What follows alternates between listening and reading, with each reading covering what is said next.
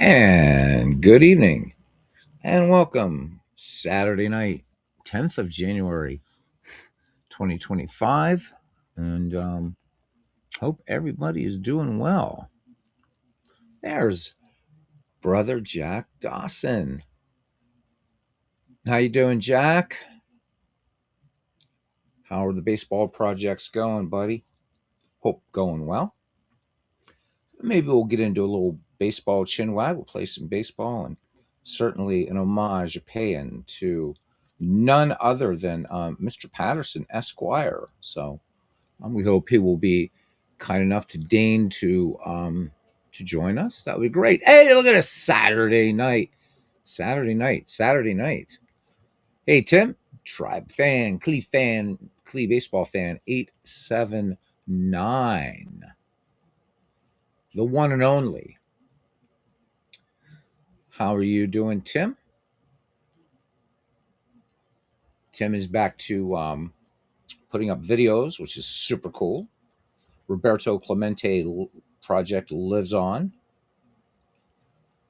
So Jack says he's taking his time, and that's good, man. It's like a fine wine.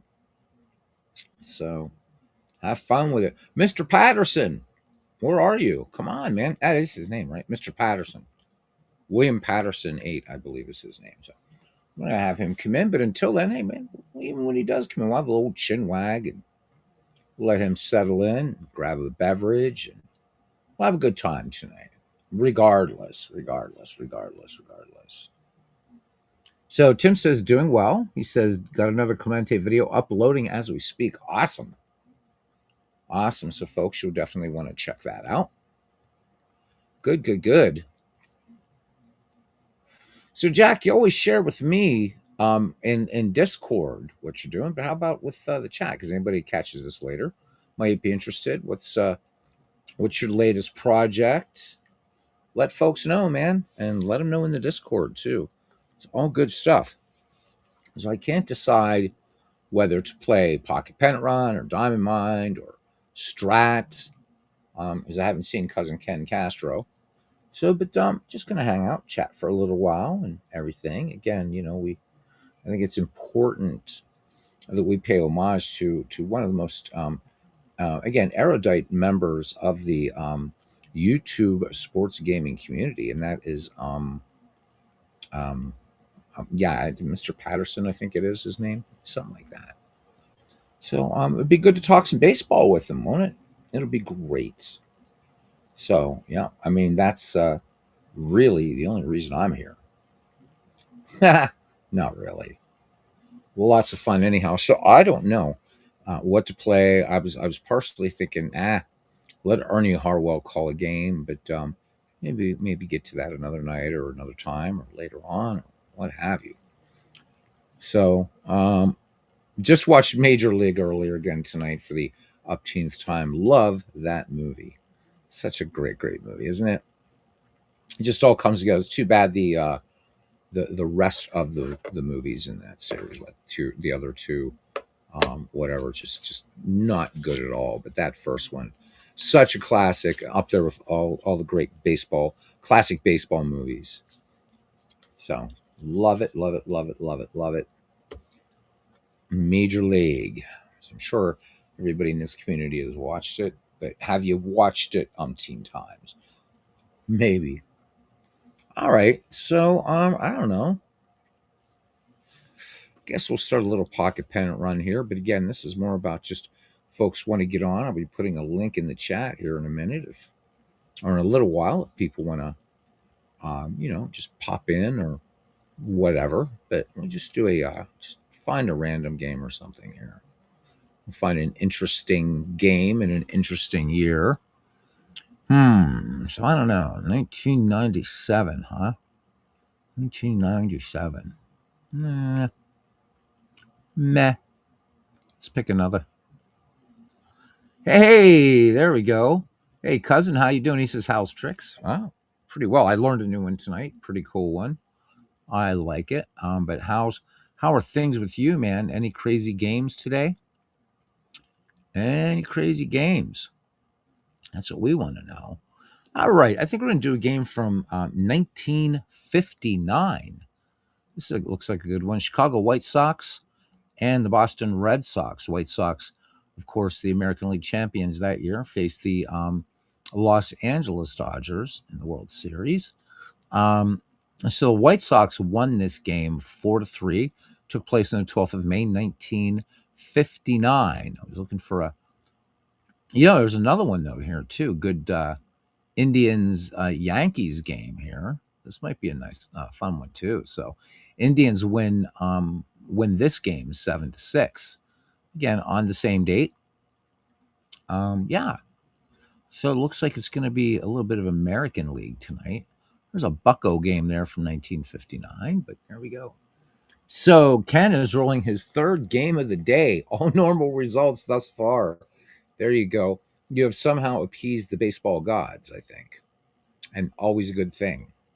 Just remember, folks, post what you're doing in the Discord. People want to know. It's a lot of fun. Um, I know that William Patterson, 8 Esquire, certainly would like to know, and certainly extend him an invitation to the McGreevy Discord. Certainly. So, all right, let's have a little fun, and let's go into White Sox, Red Sox. So why not? I don't know how good the Red Sox were that year, but we're going to go with it anyhow. We're going to go with it. Let's see. Well, yeah, you got Ted Williams on there, Frank Malzone, Jackie Jensen on this team. Good stuff. There's Pete Runnels. All right, good stuff. Bill Mambo Kett hanging out there a little bit. All right. And for the White Sox, of course, this is a team that obviously excellent team. So there we go. So you had 3 games out of 4, says Ken, over the last 2 days with double-digit runs scored with 2 different engines. Jeez. Tim says, unlike that Boston Bruins New York Rangers game this afternoon. Well, see, that's something I would have missed. All right, let me see here. What do we got? We got 2 pitchers here that aren't going to go very long, are they? I'm going to bump up their fatigue because the game doesn't mean anything. So, here we go. Away pitcher. Let me see. It's going to be Dick Donovan for the White Sox. So we're going to bump him to 7, and we're going to do the same for Ike. We're going to bump him to 7 as well. Why not? All right, and let's play. So the 59 Red Sox against the 59 White Sox. Just a little exhibition fun game. All right. So guys, enjoy. Roll up something while you're listening and watching and whatever. 1950s, late 1950s baseball here, huh? Good stuff. This game is in honor of William. What's his name? William Patterson. Can't remember his name. But this is in his honor. Certainly in his honor. So here we go. All right. So leading it off here for the Chicago White Sox Hall of Famer Luis Aparicio. So sadly, I think the despised teams for me are Detroit and Pittsburgh. As Ken Castro answering about the hockey, ironically, Tim, it's 2 teams that I despise the most. I'm talking, of course, about the Boston Bruins and the New York Rangers. All right, here we go. Here is the wind and the pitch. And this one is going to be a ground ball. Pete Reynolds up with it and on to first for out number 1. All right. Here's Nellie Fox now, 306 average in 1959 for the American League champs, 2 homers. And here's the pitch. And this is going to be a power check 7. And Nellie Fox has himself a 1-out double. All right. So runner at second here for the Chicago White Sox in the top of the first inning. And here's Jim Landis, 272 average for him, 5 home runs. The pitch to Jim Landis, and swing and a miss, strike 3. So Ike Daylock picking up the strikeout here. So 2 down here in the top of the first for the 1959 Go-Go Sox. Brings up Sherm Lawler. 22 home runs at 265 average. Here's the pitch to Lawler. And this will be a left-right 12 park check. And it's a hitter's park 4. And this is going to be a fly out to center field. And that will end the inning. No runs, 1 hit, and no errors. Bottom of the first. The White Sox, nothing, and the Red Sox coming to bat. All right. So, Cousin Ken asking asking a strat question. So Ken is playing 2020 baseball with the Otani rule, Ghost Runner, and playing strat. All right. This is really wild. Love it, love it, love it, man. All right. Marty Keough leads things off here for the Red Sox in the bottom of the first inning. 243 average, 7 home runs for him. All right. Dick Donovan is on the mound for the White Sox. Went 9-10 that year, an ERA of 3.63. And here's the pitch. And this will be a power check and 6 and leadoff double here for the Red Sox. Marty Keough will get himself aboard. All right. Runner in scoring position. Here's Pete Runnels now. Hit 314 in 1859 with 6 home runs. And here's the pitch. And this went out to left field, but not a problem for Del Ennis, as he will make the grab. And that will be out number 1. So History Maker Strat, APA, Master, and now incorporated replay into the project. Wow. That's pretty wild. So Ken Castro bridging the gap, especially between Strat and APA. You know, just like in the song, Where Have You Gone, Joe DiMaggio? Where have you gone, William Patterson 8, right? Could William Patterson 8 be here already? Could he be here? This is for you, William. Todd B, how you doing? Yeah, I know. Ken in the 21st century and doing all these wild rules, and yeah, it's crazy. We keep this up. He keeps this up. He's not going to be able to. Won't even remember the lineup for the 1884 Providence Grays. All right, here's the Splendid Splinter. So Williams, 1 year. This is just his penultimate season. 272 average, 10 home runs. Or 272 at bats, so 254 average, 10 home runs in his penultimate season. Here's the wind and the pitch. This one is out to short. Luis Aparicio has it, and let's see what happens here with the lead runner. Okay, the runner on second will hold, and the play goes to first. So 2 down. Williams will grab some pine. Brings up Frank Malzone. All right, the apocalypse is indeed near. How about it, Todd? Geez, how you doing tonight, bud? All right, here's Frank Malzone, 280 average, 19 home runs. Here's the pitch, and this one hit to Bubba Phillips at third base, and that will be a base hit. So runners at the corners for the Red Sox brings up Jackie Jensen. Jackie Jensen in 1959 hit 277 with 28 home runs. Here is the pitch to Jensen. And on the left-right dive, this will be a 4 and grounder to short, and that will end the inning. And so it goes. We head to the top of the second. We have no score here. All right, Rule 28 in your Strat rule book if you have one. Little known fact, Todd B, first game he ever played in 66 was Strat, not APA. So Ken actually did bridge the gap all those years ago. All right. So we will have Del Ennis due up here. And on deck is Earl Torgeson. All right. All right, here we go. Here is the pitch. And this one. This would be a left-right 6, grounder to short, and button up with it over to Gernert for out number 1. Just a little pocket pennant run baseball, just a bit outside. Here's Earl Torgeson now. Torgerson, 220 hitter, 9 home runs for the White Sox. Here's the pitch. And this one, pardon me, this one grounded to short. Garner up with it. He will take it to the bag himself for out number 2. So game moving along nice and quickly here as we wait for William Patterson, Esquire. And brings up Al Smith, a 2020 Strat Imagine set, fit perfectly with Ken's projection project, and it was a deep discount, so you grabbed it. Todd says he has the 42 old-timer teams in Strat. Should do something with them. Absolutely, my friend.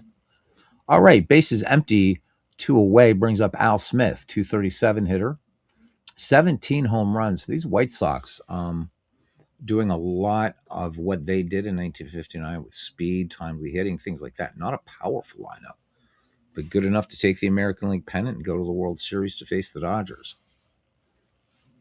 All right, and here is the pitch to Al Smith. And this one is going to be a fly ball out to right. And Jackie Jensen trotting back and a little bit back there to his right. He will make the catch. Jackie Jensen grabs it. And that is the final out of the inning. We go to the bottom of second. It's the battle of the hosiery here. White Sox and Red Sox, 1959, specifically May the 12th, 1959. No score. Dick Gernert will lead things off here for the Red Sox, followed by Sammy White and Don Budden. So I have to confess that I only know 4 of these names on this Red Sox lineup in 1959. All right. Ken started his project in late 2020, but it's picked up steam over the last 2 years. Good stuff. All right. So Dick Gernert, a 262 average, 11 home runs for the Red Sox in 1959. And this one, tapper toward first. This one is going to be a problem. And Earl Torgerson boots the ball. And so we have the game's first error. Runner aboard now. And here is Sammy White. Sammy White hit 284 with a home run for the Red Sox. Here is the wind, and here is the pitch. And this is going to be fly ball out into right field. Al Smith will make the grab for out number 1. So Dick Garner is in the bat set. Don't know anything about a lot of these Red Sox. The White Sox know all these guys, but these 1959 Red Sox just really know just those 4 players. So thanks, cuz. He's in the bat set, so he had to be a pretty decent player. All right. And here's Don Budden, a 241 hitter, had 10 round trippers. So 1 away, no score here in the bottom of the second inning at Fenway Park. Here is the pitch, and Budden swings right through this one, and that is a strikeout. All right. So 2 down, and brings up the pitcher, Ike Daylock. So just hit 0.64 in 1959, but did manage a home run. Here is the pitch. And this one is going to be a batter 8 and fly to center field, and that will retire the side. So game moving along very, very quickly. We go to the top of the 3rd inning. White Sox and Red Sox scoreless here in 1959. All right. So the White Sox will send up Bubba Phillips, Dick Donovan, and then the top of the order, and Luis Aparicio. Bubba Phillips, a 264 hitter in 1959 with 5 home runs. Ike Daylock looks in. Daylock with a strikeout thus far in this game. And here's the pitch. Batter 11, power check 11, and open the window, Aunt Minnie. Bubba Phillips connects. This one going out deep to center, and there goes the blackberry pie.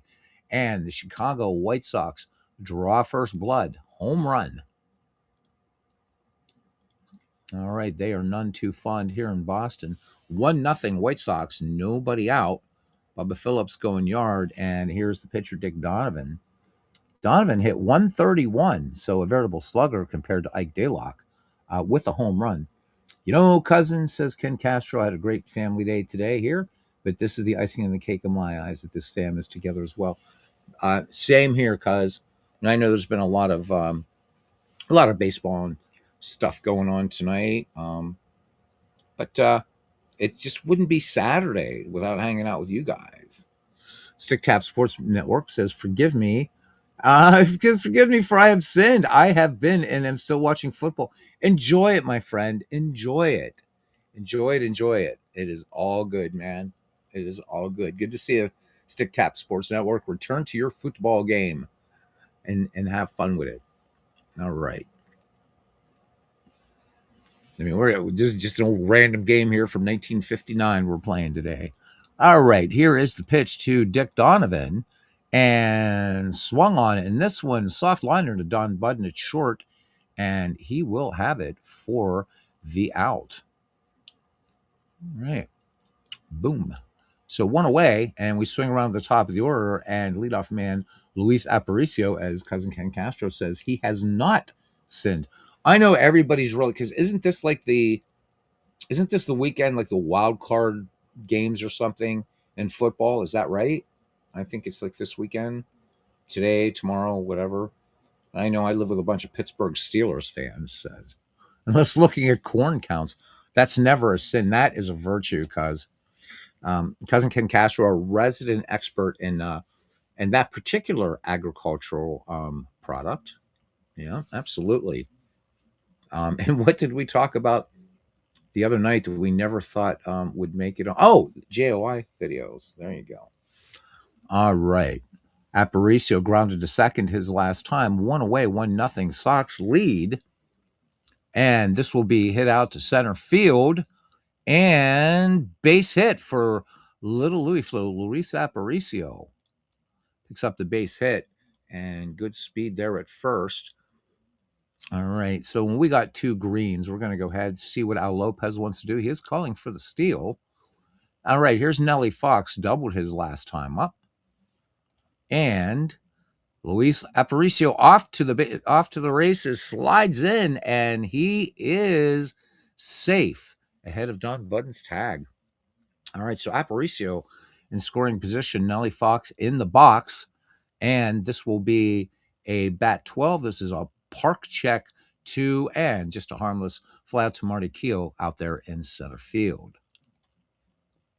So, whoops, we don't want that. So the runner does not advance. All right, so 2 down. Aparicio holds second for Jim Landis. Struck out last time up and swung on. And this one, base hit past Gernert into right field. So runners at the corners for the Chicago White Sox. Speed on the base paths. Here's Sherm Lawler in the cleanup spot. Flew out to center last time. Let's see what does manager Al Lopez wants to do. He is calling for the steal. So let's see what they can do here with 2 down. He says steal, and Jim Landis caught dead. So they run themselves out of the inning. But the Chicago White Sox pick up 1 on the Al Smith home run. We go to the bottom of the 3rd. The White Sox lead the Red Sox 1-0 here. You almost pissed your knickers when you saw JOI. Good stuff. Good stuff. We got to try to come up with more. All right, Dick Donovan is going to face the top of the Boston order, Keough, Runnels, and Williams. All right, and the wind and the pitch. And this is going to be swung on, and we got a park check 11, and opening the window and mini here in the bottom of the 3rd inning. Marty Keough goes yard. This one going over the right field fence. And Al Smith just watching it land about 5 rows back. And the Boston Red Sox answer with a home run of their own. So this game is knotted at 1. Brings up Pete Runnels now. Flew out to left his last time up. Here's the pitch from Runnels. And this one is going to be swung on, park check 8. And this is going to be a double for Pete Runnels. So here come the Boston Red Sox. All right, runner in scoring position, nobody down, 1 in here in the 3rd. And it brings up the splendid Splinter. He grounded to short his last time up. And here's the pitch. And this is going to be a range play for Earl Torgerson. He ranges to his right, up with the ball. And this will be let's see what we got here with the lead runner. Runner on second will hold. So once again, Ted Williams with the ground out. All right, first out of the inning, here's Frank Malzoni, singled his last time up. And here's the pitch, and this one is going to be trouble. Batter 10, base hit, and that's going to be an RBI single for Frank Malzoni. And the Boston Red Sox jump into the lead. It's now 2-1 in the bottom of the third inning. All right, good Italian boy there, Frank Malzoni. Here's Jackie Jensen now, grounded to short last time. Runner on first, one away. Red Sox lead the White Sox 2-1. Here is the pitch, and this one, hard hit ball into the gap. There goes Jackie Jensen. So Jim Landis going after the ball, and let's see what we got here, baseball fans. And do we want Jensen for third to try for third? Hell yes. And he is out of there. But a run does score, and the Red Sox now with a 3-1 lead. All right, batter up. Here's Dick Gernert now. Reached on an error by the first baseman, Earl Torgerson, last time up. Here's the line and a pitch. Range play here on Nellie Fox with 2 down, and this will be a grounder, and Nellie Fox has it, and he will go to first for the final out of the inning. But the Boston Red Sox plate 3. We head to the top of the fourth inning. The Red Sox now lead the White Sox 3-1. So thanks for hanging out, guys. And again, maybe we'll get a little baseball chin wag here in a little bit. All right. Sherm Lawler now back up at the plate again after the caught stealing last inning back in the third. Here's the pitch to Lawler. Range play here at short. And this will be nice play there. Don Budden ranging far to his right. Not a lot of range there at short, but able to get to this ball. And let's score this one 6-3. One away here in the top of the fourth inning. Brings up Del Ennis now, grounded to short. Also his last time up. Here is the pitch. And this one swung on and soft liner to Gernert, and he has it. So quickly, 2 up, 2 down for the Chicago White Sox, and brings up Earl Torgerson. Grounded out 3 unassisted last time. Here's the pitch to Torgerson, and this one swung on, grounder to Pete Reynolds. Reynolds up and makes the easy 4-3 put out to retire the side. So there we go. The White Sox go in order. We head to the bottom of the fourth inning. Red Sox lead the White Sox in this one 3-1. Dwayne Martz, how you doing, man? It's great to see you. Dwayne, have you been doing games this week? I've had work and surgery and all that other kind of crap. So I hope you're doing well, buddy. And it is Saturday night. Saturday night's all right for fighting. Truth Hurts Wokey. He says, Alex Bregman has found a new home with the Chicago Cubs per ESPN's Jeff Passan. Bregman has agreed to a 5-year, $175 million deal with the Cubs. Good God. John Heyman of the New York Post first. And we'll see a little bit coming up here again. Wow, Bregman. Holy man. 5-year, $175 million deal. Jeez. So Dwayne says he's been sick, hasn't done a game in almost 2 weeks. Good God. So Bernie Strom has been out ill. There's Aaron Reed. Bernie's been out ill. Cousin just getting back to rolling him up. And Truth Hurts Wookie, hope you're doing well, buddy. And Dwayne, you're starting to feel better today. Well, don't push it, pal. Just take it easy, man. Take it easy. All right, here we go. Sammy White is due up here. On deck is Don Budden, and in the hole is Ike Dellock. So you're not doing well, not really either. Wow. No one's doing well, man. What's the deal with that? So what's up, Truth Hurts Wokey? What is happening? Here is the pitch. And this will be a base hit for Sammy White.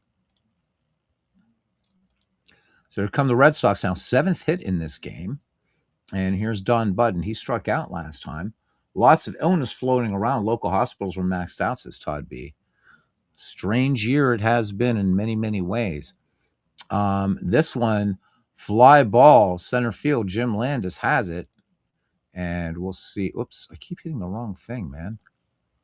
And Jim Landis has it. And that is out number one. There's a movement happening. There is a movement happening. And, yep. Runner on first base. And here's Ike Daylock, pitcher here for the Boston Red Sox. And he flew out to center last time up and swung on. This one tapped to short. Luis Aparicio has it. And this is a ground ball double play, runners advance. Well, that's not going to make any sense. So we're just going to call this, we are going to call this a 6-4-3 double play. Straight up double play. All right. So a little break for the White Sox as we go to the top of the fifth. You have a couple of Diamond Mine drafts going on right now. Take care. All right, man. Thanks for stopping in. Hope you can stop by later, and good luck with your draft, man. Great game, Diamond Mine Baseball. All right, Al Smith. And I'm sorry I said it was an Al Smith homer. Let's look at that score sheet, because apparently I thought it was Al Smith that went yard for the White Sox. But no, it was Bubba Phillips. It was Bubba Phillips with the home run. So my apologies to Bubba Phillips. Ken says he missed 11 days without rolling a game. Felt awful overall. Hospitals are packed here as well. Yeah, so interesting, isn't it? So yeah, apparently this is really, really, there's a badass flu going around, man. So you guys take care of yourselves, huh? Al Smith flew out to right last time up. Here's the wind and the pitch to Al Smith, and big cut and a miss. And that will be the second strikeout for Ike Daylock in this game. All right, so one away. We swing around to the top of the order. Or no, number 8 hitter, Bubba Phillips. So Bubba Phillips, last time up, home run for him. All right, Daylock looks in, has the sign. Here's the pitch. And Bubba Phillips is not going to be going yard this time. Swing and a miss and a strikeout. So number 3 now for Daylock, and brings up Dick Donovan with 2 down here. Donovan lined out to second to Pete Reynolds last time up. Famous picture of a fan pouring beer was an Al Smith. I believe so, cuz. I believe that is. We should look for that picture and see, but I think you're right. 1959 Go-Go Sox here. All right, here's the pitch to Dick Donovan, and that one, Dick Donovan lays off and draws the walk. All right, so runner aboard, 2 down for the White Sox here in the top of the 5th inning in 1959. And back to the top of the order, Luis Aparicio, 1 for 2 with a single. Here is the pitch to Aparicio, and this is going to be a fly ball to right, and that will end the inning as Jackie Jensen brings it down for out number 3. We go to the bottom of the 5th inning. The 59 Red Sox over the 59 White Sox, 3-1. And there's Clinton Parks. He said was playing pocket pennant run. Just playing pocket pennant run. Just playing straight up pocket pennant run. So that was game 2 of the World Series, says Cousin Ken. So Al Smith getting some beer poured on him back there in the 1959 World Series between the White Sox and the LA Dodgers. All right. Here's Marty Keough. 2 for 2 at the plate today with a double and a home run. And here's the pitch to Keough. And he connects, batter 12, and a park check 2. And that's going to be a fly ball. Jim Landis going back. And right near the wall, he will make the catch for out number 1. All right. Brings up Pete Reynolds now. He has flown out and doubled in this game, as Clinton now says, hello, kiddies and fellow crazies. All right, Professor. Awesome.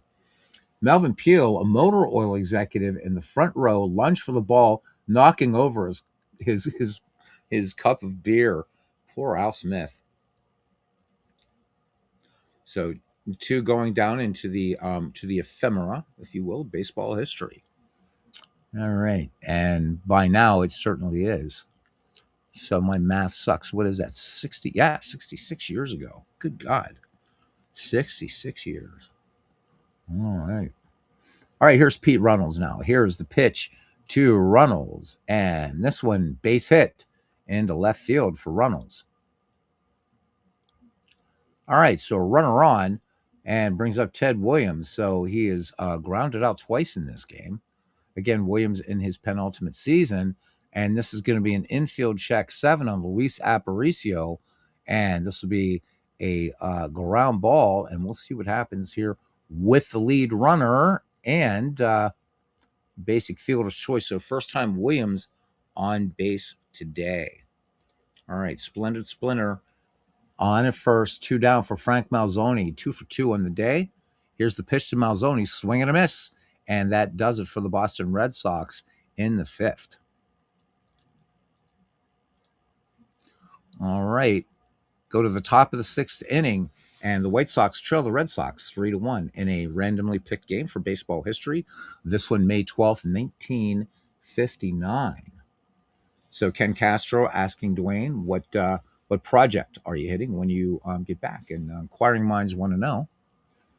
All right, we have Nellie Fox due up here, Jim Landis and Sherm Lawler for the American League champion 1959 Chicago White Sox. I'm one of those, Ken. So Ken telling Dwayne, I know that there are at least 3 of us who wouldn't mind seeing bats again from your table. Yeah, either pre or post, Dwayne, certainly.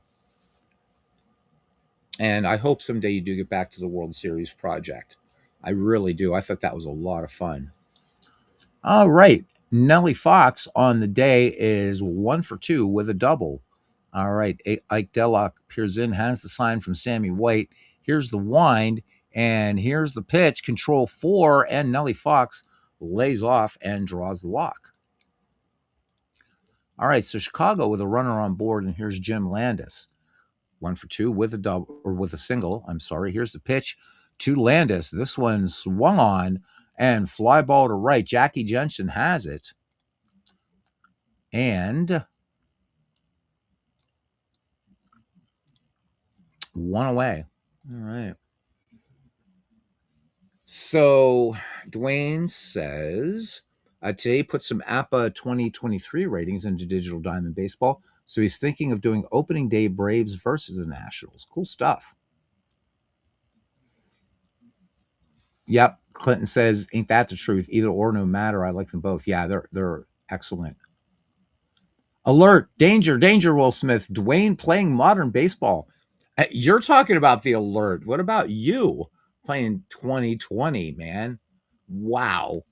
With the Ghost Runner and everything. Ken Castro, full of surprises, that's for sure. So the professor says he's playing Digital Diamond Baseball. Looking forward to drop his status pro info in there. Yeah, man. So April, I guess April, it looks like around, sometime in April, Digital Diamond, next version coming up. Todd says so many ideas for projects. He says, I have more fun thinking of projects than executing them. I understand. As the Michael McGreevy League waits in the wings. But again, it's been a rough couple weeks, but now coming out of it very well. So who knows? Maybe dropping a surprise next weekend. Bats is a great history lesson. Again, both of them are. I've wanted to actually put both of the Bats leagues either into this or to one of the baseball games. I don't know, out of the park, or actually most fittingly, baseball for Windows. That would be a lot of fun to do. I would have to do just the pre-bats in baseball for Windows, but I could do either one in a bunch of other games, including this one. Could be interesting. All right. Aaron Reed says, hey to Dwayne. Aaron Reed, what are you playing? I see you playing Retro Arch a lot, but what else are you doing, buddy? What are you doing baseball-wise? I talked you into buying bats pre. Yeah, I did. Because I think you were going to buy the 1912 season. And I'm like, yeah, I didn't get the pre-bat season, pre-bat set. And that's a great, great set. Um, I'll bring it up here after this game, show it to people, and you ought to pick it up. It's really, really cool. So, Dwayne Martz, oh my God. So, Dwayne Martz saying here is Todd says he wants to assemble teams based on a certain sharing a certain criteria. I've seen some of your ideas, Todd. I'd like to see you implement one of them. That'd be so cool. You were the one responsible for the genesis of the Shanks League during the first McGreevy. So Dwayne Martz says that he's hoping to get an extra innings game to see how he likes playing with the Ghost Runner. Okay, what happened? What did you people do with Ken Castro and Dwayne Martz? They're where are they, man? They get sucked up by some sort of alien football shaped ship or something. Need help assembling teams and ideas. If I can be of any help, man, reach out to me in the Discord or even right here, and we can have some fun.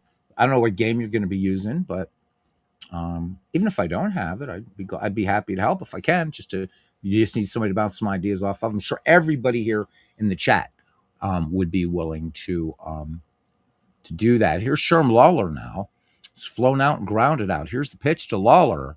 And this one is going to be a wild pitch. A wild pitch. So runner moves into scoring position. Sherm Lawler back in the box. And here is the pitch. And this will be on the left right. This will be a 6. And fly ball to center. We'll see if there's going to be a tag on this one. So a tag, and indeed, so Nellie Fox moves to third on the play and brings up Del Ennis. Professor says he captured Ken Castro, holding him hostage. Next thing you know, he'll be playing if he plays PC Strat, I'm taking his damn wrench away. All right. He has PC Strat 1997, didn't get much use. I can understand that. That being said, Strat Max is great. I love Strat Max. Aaron Reed says random games of baseball for Windows. Nice. Lots of pure sim baseball. You really love that game, Aaron. I'm glad we got that on the Discord. He started a 1994 replay with the Reds a while back. Only played one game, beat the Cardinals in an opening day extra inning tilt. So Aaron, again, it's gonna crash. It's an unsupported piece of software, but it seems like it's been largely pretty stable for you, which is nice because there's really a lot you can do with Pure Sim in terms of like you could take like those bat sets that we're talking about and you could recreate those in Pure Sim baseball. Professor says he'll be capturing Dwayne next. Then he and Ken together, and then tie Dwayne, tie him and Ken Castro together, and make them both play 1901. I think they should. So no pitcher hitting either. You're doing the stinking DH. What the hell is wrong with you, Dwayne Martz? Oh my God, you and Castro, man. Jeez. Enzo, he said you don't find the Strat Max graphics not in line with old-time baseball. But I like the interface. So I do like Appa-Go. Here's my thing about it, Enzo, quickly. I think Appa-Go is more fun playing head-to-head. But I'm not enjoying it so much as a solo experience, which is why Cousin Ken and I hope we can keep playing, and anybody else that wants to play it. I do like the old-time baseball look of it. Of Appa-Go, and I'm still holding on to it. I still think I want them to kind of change the way play results read out, but it's a cool game. Strat Max, I just find easier as far as just playing through a quick game than I do Appa-Go, surprisingly. Although it is the no, actually, it's not. Appa-Go came out first. That's the senior product of the two. But still paying for both. All right. So welcome in, Enzo. Hope you're doing well. What are you up to? What are you rolling up, man? All right, here's Del Ennis.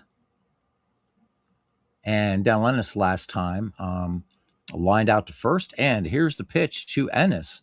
And this is going to be a grounder to first. And Dick Gernert will have it and take it for the final out. And let's make the pitcher work a little bit. Ground ball 1-3. We go to the bottom of the 6th inning. Red Sox still holding on to this 3-1 lead. So Dwayne continuing says, he says the 3-batter rule he really doesn't have a problem with that in 2023. Clinton says, if we can get Mark to expand fielding stats to position reports, Digital Diamond Baseball can end up his go-to. Decent stats, just need to learn to code board game better.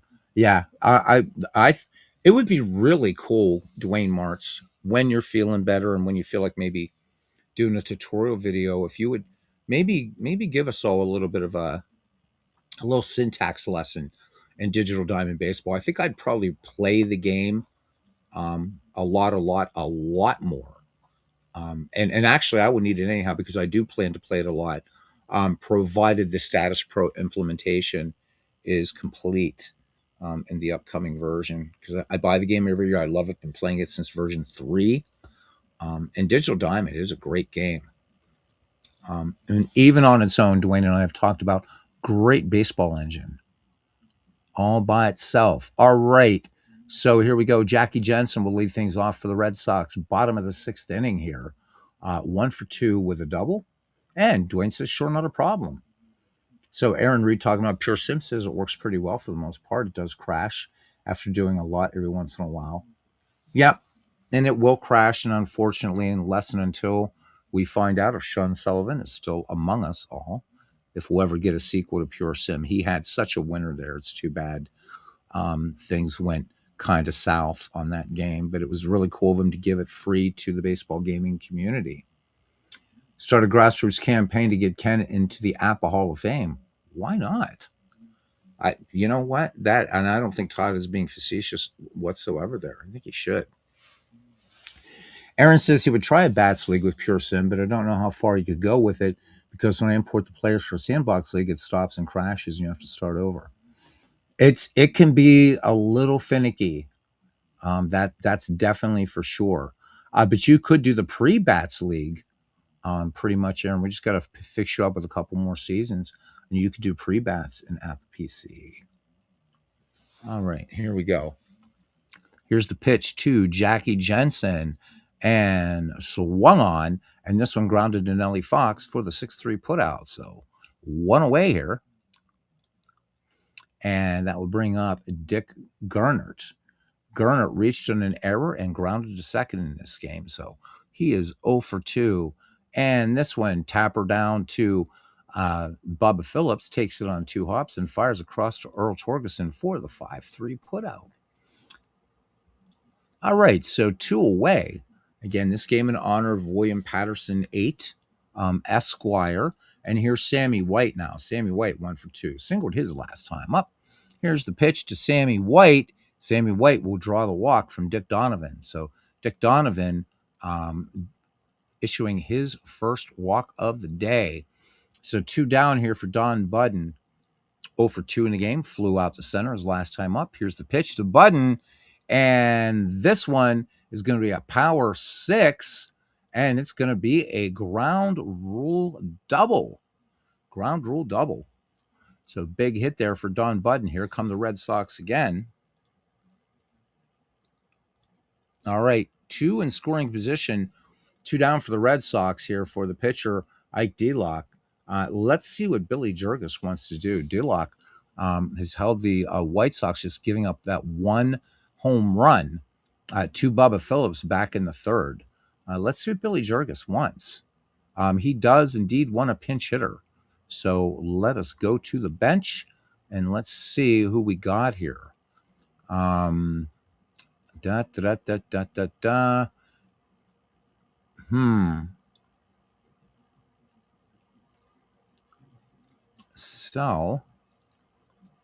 how about this? I'll tell you what, let's cancel out of this and let's look at stats here first. And let's see what we got here.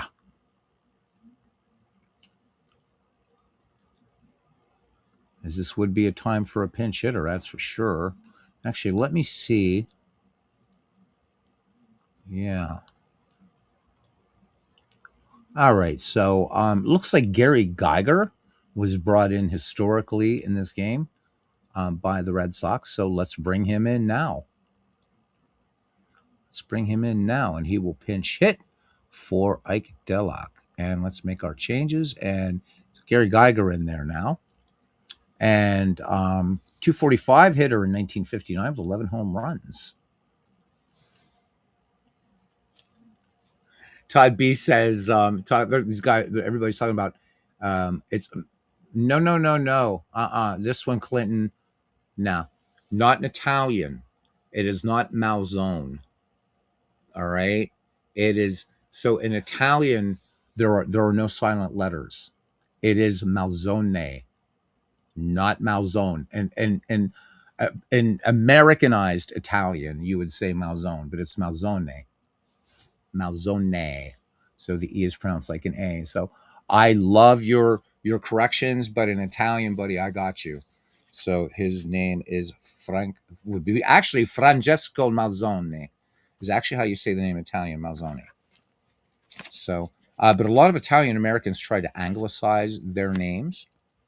And then, of course, you have the New York habit of dropping that final vowel sound. So people say I want a calzone, but it's actually a calzone. Or you'll hear American Italians say mozzarella when it's mozzarella.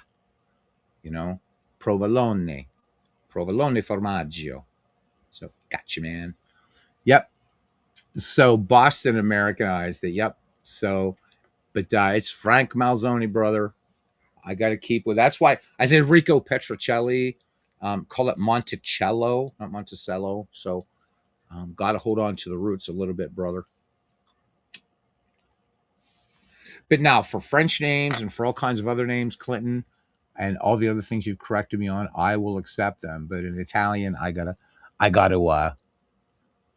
at least put down the boot on that one, my friend. Kindly, Professor. All right. Ken Castro says, answering Ernie says he's good as long as he's rolling up and hanging out with you guys. Love how Ernie Harwell Italianizes Tony Graffanino. So Ernie's not very good at Italian pronunciation. It kind of hurts a little bit. So go to the nuns. Go to the nuns. In my formative years in school, I went to an Italian parish, and all the nuns. My first 2 years of primary school were Italians. So bring it on, baby. Of course, then by the time I got to fourth grade, I ended up going to an Irish school, and that's when the troubles in life began. Getting mixed up with the mix. And since I'm half of each, that explains a lot. Wouldn't you say, Mr. Patterson 8? Dude, doing this night for you, so come on. All right. Here we go now.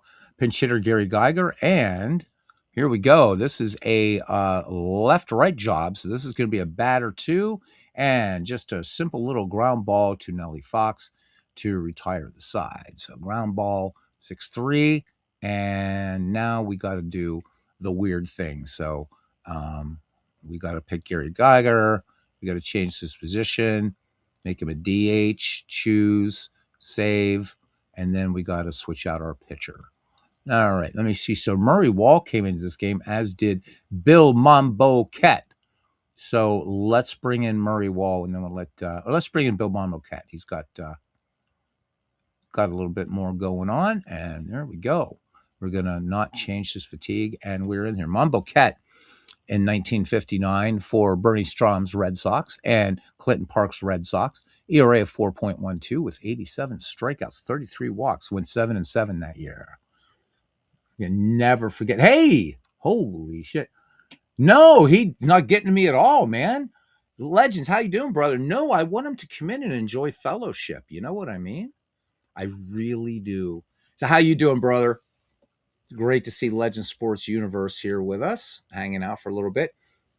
Into some sort of pretend cards and dice baseball, if you will. Nah, man, I want him to come on. I'm just waiting. I'm waiting to see if he, because he's a all good. It is great to hear. So, do you? I know I rarely talk about football, but I will. Do you have a a horse in the race here for the, I guess it's wild card time now in the NFL or something like that? Do you have a horse in the postseason, Mr. Legend Sports Universe? And guys, check out that great channel: boxing, football, basketball, baseball, all of it. Podcast coming up. I think maybe it's already started, actually. Or is that starting tonight? If so, we're going to be cutting this short. All right. And I too have been missing a lot of live broadcasts everywhere, at least this week. It's kind of been that way. All right. And Clinton, now I need to apologize. Hope you feel better. Yeah, Dwayne says he's been feeling ill. All right. It's going to be Earl Torgerson due up here in the number 6 slot. Earl Torgerson, Al Smith, and Bubba Phillips. Torgerson has grounded out twice in the game. Here's the pitch from Mambo Ket. And this one going up the first base line.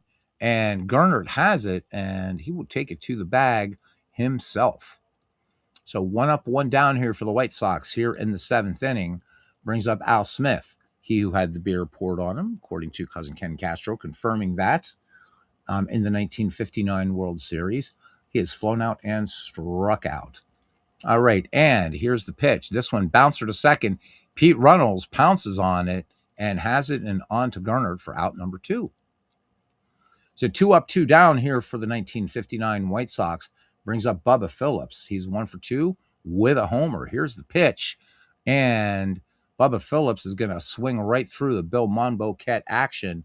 And that will be out number 3. So the White Sox go quietly. 7th inning stretch time here at Fenway Park. The Red Sox right now leading the White Sox in this game from May 12th, 1959. 3-1. The Go-Go Sox. So Legend says for rooting interest, not really. He says he thinks the Jaguars may stun people tomorrow against the Bills. All right. I know these people I'm staying with, they're Steelers fans. So I guess they're pretty revved up for that. Podcast starts next weekend. So it'll be crushing to try to get those 3 episodes done. I'm sure you'll do it. You're an editor. You can do it, man. If you can put a major newspaper to bed the way you do, you can certainly do that. He says then it'll be Friday nights weekly after that. Just half-hour podcast. Nothing wrong. Not overkill. Nice. Looking forward. So next Friday. Be looking forward to it. Tune in, man. Definitely no baseball on this channel on Friday evenings when Legends is on. Try not to be on when he's on anyhow. Video editing, such a different animal. Okay, I can see that. All right, bottom of the 7th. I still have unwavering faith in you, though. All right, so we got Marty Keough, Pete Reynolds, and Ted Williams. Here's the pitch to Keough. This one hit out to center field to Jim Landis, and Jim Landis will range over to his left, and he will make the catch for out number 1. All right, here comes Pete Reynolds now. Pete Reynolds on the day is 2 for 3. Double and a single for him. Here's the pitch to Reynolds, and this one is going to be a long fly ball to left field. Long fly ball to left field, and this is going to be a park check, and at the track, Del Ennis will bring it down. So score that one, F7 and 2 away. Okay. Brings up Ted Williams on base just once in this game, and that due to a fielder's choice. He says he can do words in his sleep. Says Legend Sports Universe. Production stuff video-wise is so different. Love it, but it's time-consuming. Final week of his football regular season video he posted earlier today. Really happy with how it came out, but it took days. So check it out, guys. Check everything out. All good stuff. Legend Sports Universe, so good. I like to hang out there even when he's doing the sports I don't understand, like football. And I sort of understand basketball, but football, but still love to hang out. Just to, he's so good with the crowd, everything like that. And can I say, it's an experience. Like Jimi Hendrix, are you experienced? All right, 2 down for the Splendid Splinter. Here's the pitch, and Mr. Williams will strike out. So that would do it for the Boston Red Sox. And we will move to the top of the 8th inning, and the Red Sox leading the White Sox 3-1. And all runs in this game coming in the third inning. All right, Dick Donovan. Let's see if Al Lopez, let's see what he wants to do here with Mr. Donovan now.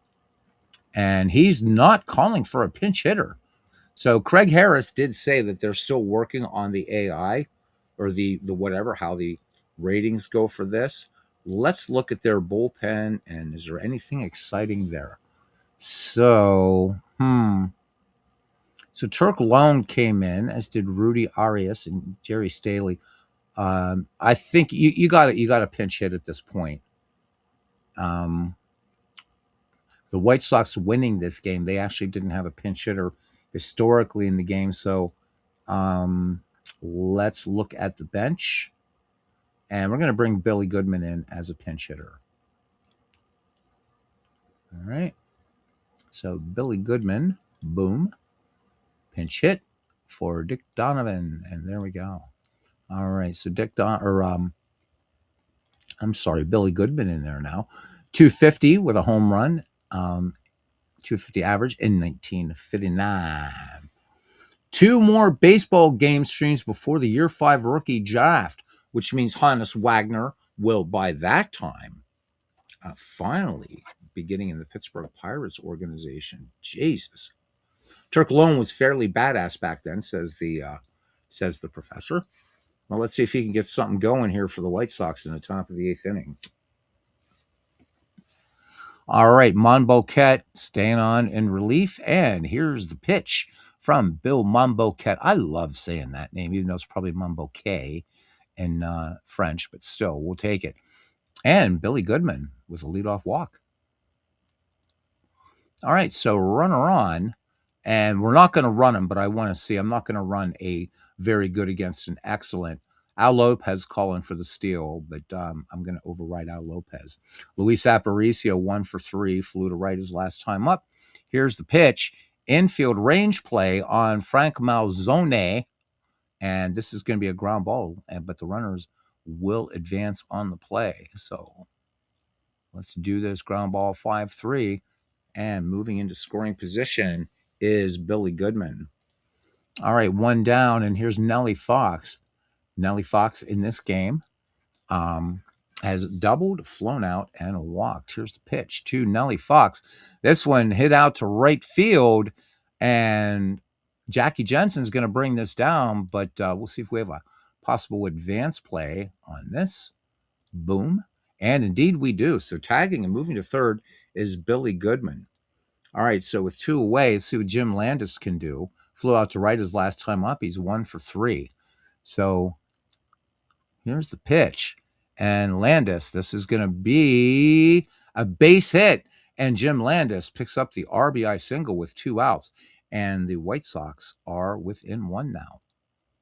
All right. Trotting home is Billy Goodman and brings up Sherm Lawler. Sherm Lawler flown out twice to center, and he is grounded to short. Here's the pitch to Lawler. This is going to be trouble. And this is a bat 11, a power check 11. Open the window, Aunt Minnie. Ted Williams racing back and watches this one just get over the monster in left field. And just like that, the Chicago White Sox jump into the lead. So they held the lead for a half inning. Now 4-3 here in the top of the 8th inning. Wow. So yeah, that's right. Mickey Mantle, not in FSBL yet either, which is pretty incredible. I love this. Dwayne March says, hopefully the greatest center fielder gets drafted, the Mick Legends. And Legend says, well, Mays is already in the league and has 2 MVPs, Dwayne. William Peterson. Hey, Mick F. How you doing, Mick? Welcome in, buddy. I'm sorry. I've been staring at the screen. I don't even know when. Did you just come in now? He says William Peterson has possessed Dwayne. So, William, we're waiting for your deep baseball scholarship, your sense of collegiality and stuff like that. This one's for you, pal. Isn't that what they used to say? For this Bud's for you or something like that? Budweiser beer, otherwise known as horse piss. All right. Bill Monboquet is fatigued. So Boston's got to go to the bullpen, baby. All right, let's see. So it's going to be Murray Wall coming in here. So Murray Wall, and I have the relief rule turned off here, just because I'm still a little bit squiffy with the having to do all the weird shit you have to do. So anyway, so Joe DiMaggio, Clinton asking if DiMaggio is in there yet, and Dwayne Marsh says exactly once Mick gets in there, Mays won't get any more MVPs. Oh shit. Yep. So no Joe DiMaggio and no Babe Ruth, and the Yankees are still strong. No surprise. No surprise though there, right? It's gonna be a world of hurt coming up at some point when the Yankees really load up. Yep. Yankees probably win 10 championships in a row once they get Mickey. Joe or Dom, both are great. Yep, absolutely. Dom DiMaggio, great center fielder. Poor Vince, huh? Poor Vince DiMaggio. He gets forgotten. But and when you're a lifetime 240 hitter, your eldest brother's Hall of Famer, one of the greatest of all times, and Don DiMaggio, not shabby at all. But got to give some credit to Vince DiMaggio, right? You make it to the majors and you stay. You're a hell of an athlete. Legend says that Don DiMaggio is in, but has been blocked in Boston. For those of you wondering what the hell we're talking about, again, it's Franchise Stars Baseball League on Legend Sports Universe, and it is truly the most unique, most creative, all-time greats type continuing league that you will ever see. And done, more importantly, done in MLB The Show and making that game do things that San Diego Studios probably didn't anticipate. All right. Yeah, it's all about the rings. So Dwayne is all about the jewelry. I'm all about the skill in center field. So it's all good though, Dwayne. And because you're ill, I don't want to pick on you too badly. All right. Joe even said Dom was the better player. I've heard that said. That DiMaggio did feel that Dominic was the better of the two. But you know, in that short career, Joe DiMaggio did some amazing things. Did one of the DiMaggios play for the Reds? It would have been Vince DiMaggio if it would have been one of those three. I'm pretty sure because Vince DiMaggio had some time with the Pirates.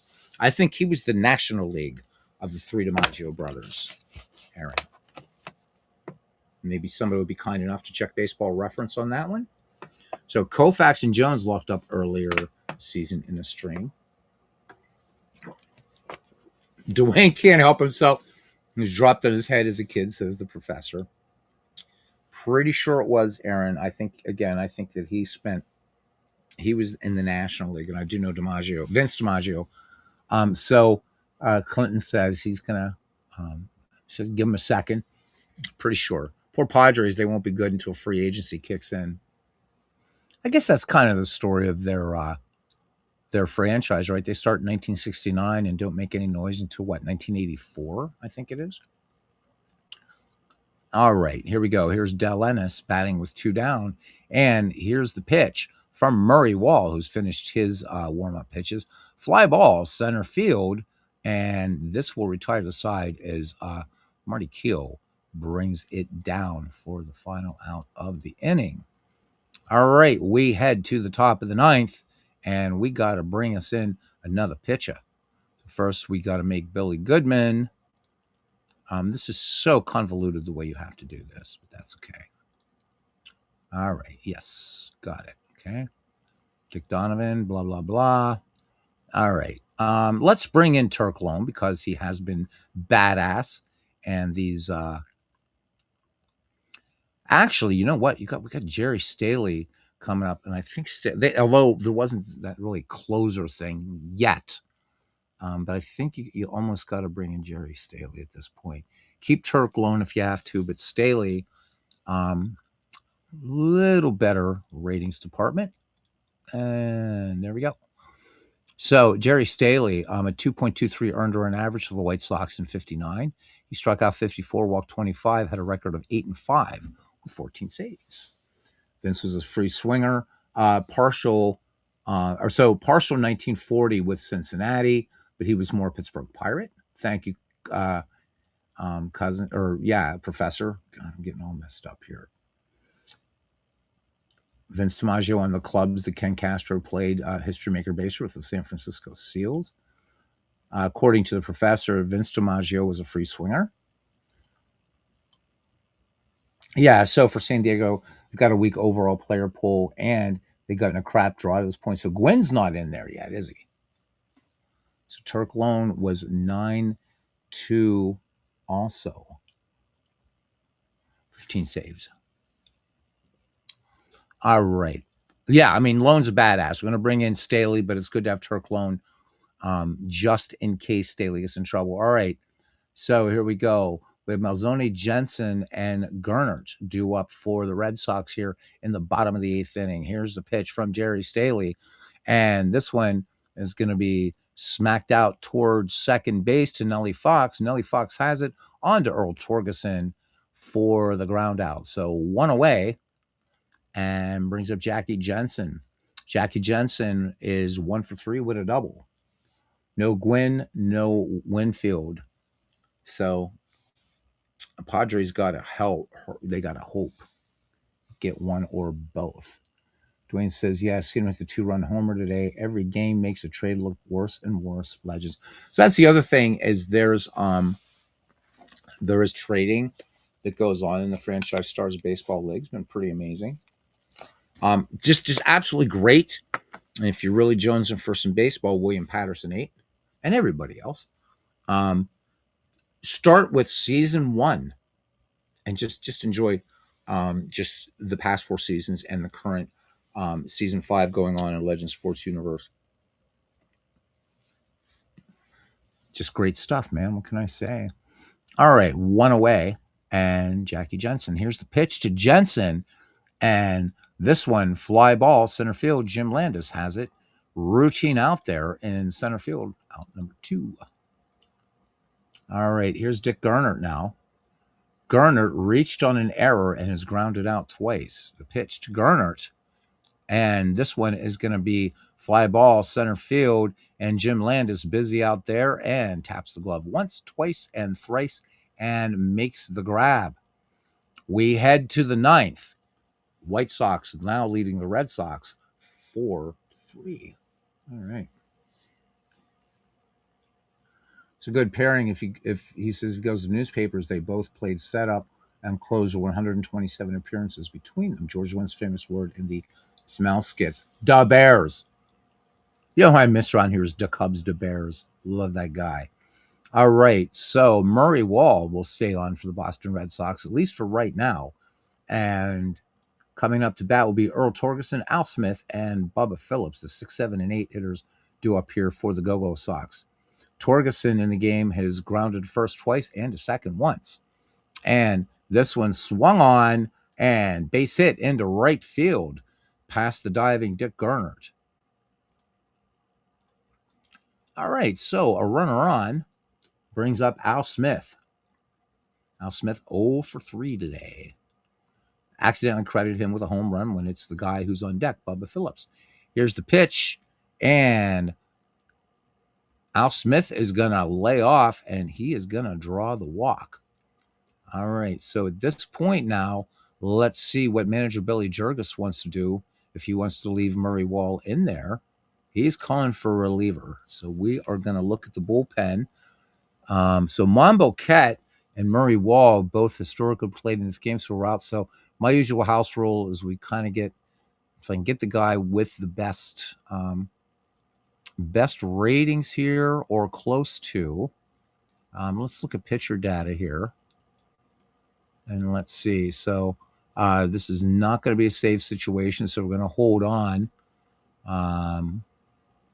With Mike here, we could. Let's just go with who's the highest B-rated pitcher here? Nope, is the guy we don't want to go to yet. So we could go with Frank Bauman's. Tom Brewer. Yep, Tom Brewer's a starter. Can't use a starter. Frank Sullivan. Meh. Do we want to bring a lefty in here? So, yeah, let's do it. Let's bring in Frank Baumann. Oops, don't want to do that. I want to go here. I'm sorry. Frank Baumann, boom. No change. And here we go. Frank Baumann went 6-4 with a save in 1959 for the Red Sox. 48 strikeouts, 55 walks. Yeah, kind of going through here too, Clinton, and kind of figuring out, like, okay, who you going to call. All right, 2 on, and Boston just asking Frank Baumann to maybe try to induce 2 here. All right, brings up Bubba Phillips. 1 for 3 with a home run. Here is the pitch to Phillips, and this is going to be a fly ball. Ted Williams has it, and we will see if the runner will tag. And indeed will. So moving to third on the play is Earl Torgeson. Runners at the corners for the White Sox, leading 4-3 here in the top of the 9th, and brings up Billy Goodman. So what are we going to do about Billy Goodman here? Let's see what Al Lopez says. He does want a pinch hitter, so we are going to do that. All right, let's have a look at the bench. All right, so Clinton, I don't know who you like coming off the bench here for these. You're rooting for the White Sox anyhow, so it doesn't matter. Or the Red Sox. So let's bring in, who's got some good ratings here? Let's bring in old Joe Hicks. I'm kind of like, no, my God, no. Let's bring in Big Clue. Let's bring in Ted Kluszewski. Ted Kluszewski. My God, I forgot he was on this team. There we go. I always associate Big Clue with the Reds. Oh, sorry. Yes, of course. For Billy Goodman. There we go. All right. Ted Kluszewski, Big Clue. Not such a big year for him, though. Just 101 at bats. A 297 average with 2 home runs. All right. Lefty matchup here against Frank Baumann. Here is the pitch. And swung on by Big Clue. And this would be a left-right 2. And grounder to Pete Reynolds. And this is going to be, we'll see what happens with the lead runner if they're going to come home with it. So let's pick the 4. Ground ball L4. And 2 down. All right. Batter up. We're back at the top of the order. Luis Aparicio. Here is the pitch. And swing and a miss. And Frank Baumann picks up the strikeout. We go to the bottom of the 9th inning. And the Red Sox trailing this one 4-3. Jerry Staley. Let's see if Al Lopez wants to stick with Staley as Sammy White strides to the plate. And he is saying no to the relief pitcher. Okay. And here's the pitch. And this one is going to be a base hit for Sammy White. All right, runner on. Brings up Don Budden now. Pitch to him. Speed things up here. Bat 3, and this is going to be a ground ball double play. 4-6-3. Double play. And Don Budden beats the throw to first, though it will not be a double play. They don't make the relay. All right. Batter up now. Here's Gary Geiger. And here's the pitch to Geiger. Batter 9, base hit. And the Boston Red Sox coming alive here. Some speed on the base paths. And what can Marty Keough do here? Does have a home run in this game and a double.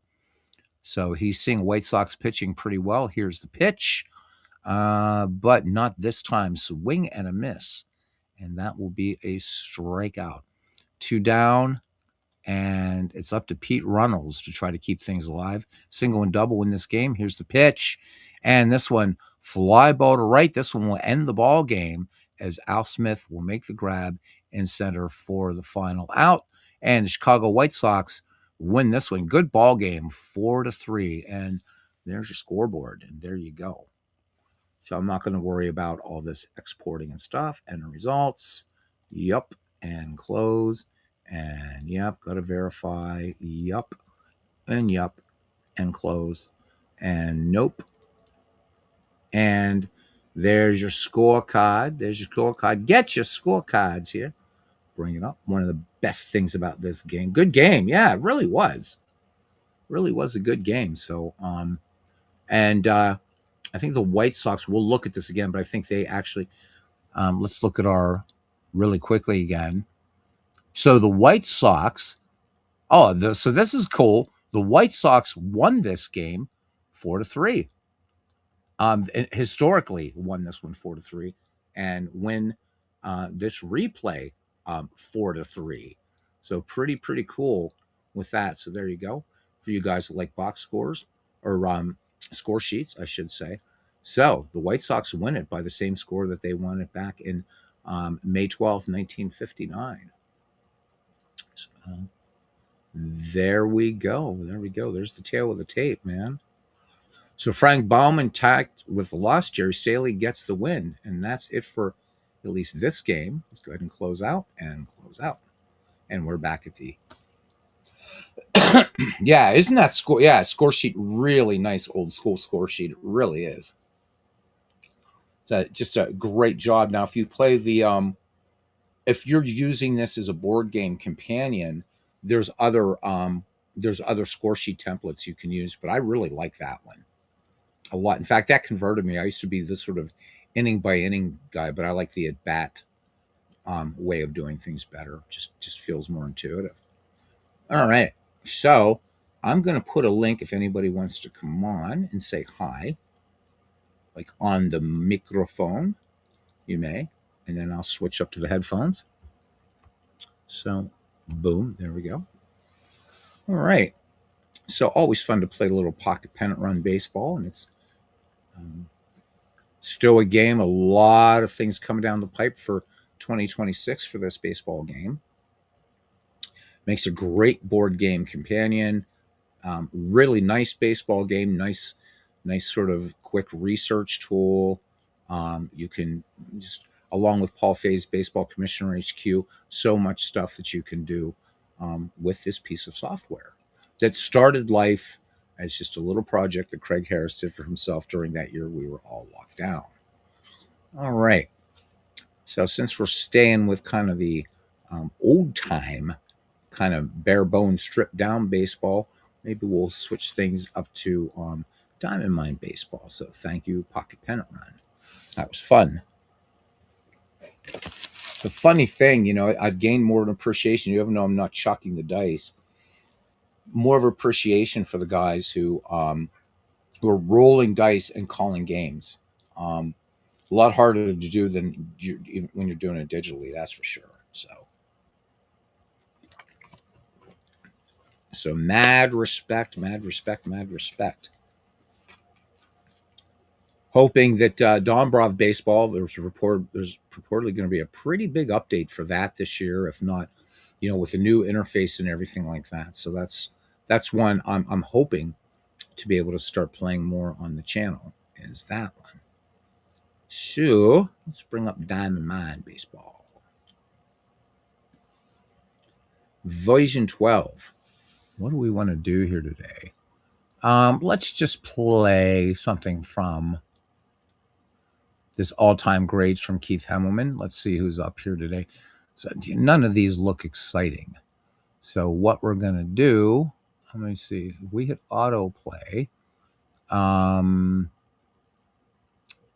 let's pick a date. Can we do that on this one? No. So what damn date are we in now? I forget. Because just nothing's really kind of, Mariners, White Sox, Astros, Senators, meh. We do have Pirates and Cardinals. Let's do the Pirates and Cardinals. We'll actually play this one. Didn't see it. All right, all right, all right. Making sure everything's cool. Let the computer manager handle everything. We're on our way to Sportsman's Park. It is 65 degrees, wind blowing out to left, 7 miles per hour, and the sky is partly cloudy. And good evening to John DFW. How you doing, John? We just finished a pocket pennant run game. White Sox, Red Sox, May 12th, I believe, 1959. The historical game was 4-3. White Sox won. And in this game, it was 4-3 and the White Sox won. So the baseball gods in a happy mood tonight for sure. All right, so this is a home brew, very well researched home brew, I have to say, done by Keith Hemmelman. So it's going to really juggle up lineups, which is a lot of fun. So this is going to be the Pirates versus the Cardinals. Looking at the Pirates lineup, we've got Paul Waner, Lloyd Waner, Arky Vaughan, Ralph Kiner, Jake Beckley, George Grantham, Pie Trainer, Jason Kendall, and Jesse Tannehill will be getting the start for the Pittsburgh Pirates. That's their batting order. Let's have a look here at the starting defense for the Cardinals. In left field, Albert Pujols, and centers, Willie McGee. And right, Stan the Man Musial. At first base, Mark McGwire. At second, Rogers Hornsby. At short, Edgar Renteria. At third, Scott Rowland. Ted Simmons behind the dish. And Bob Gibson getting the start.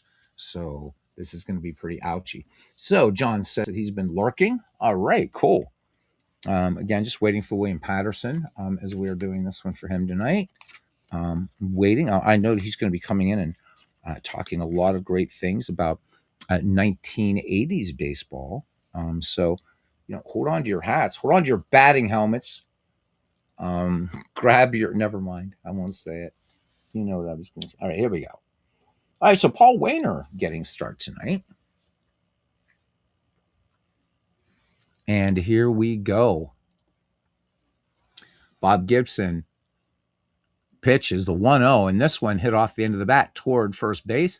And this one is going to stay fair because of English on it, and McGwire will tag the bag. So 3 unassisted, and down goes Paul Waner. Here's Lloyd Waner now, and Bob Gibson deals 2-0 delivery, and Lloyd Waner hits the ball hard down to third. Scott Rowland up with it, plenty of time, and throws over to retire Lloyd Waner. So 2 up, 2 down here for Arky Vaughan. Full count on Vaughn. Gibson lets it go, and Vaughn out in front of the plate, and it's going to be Gibson barehanding and throws to first for out number 3. So the Pittsburgh Pirates go in order, and we go to the bottom of the first inning. The Pirates nothing, and the Cardinals coming to bat. And these Cardinals are stacked. Stacked.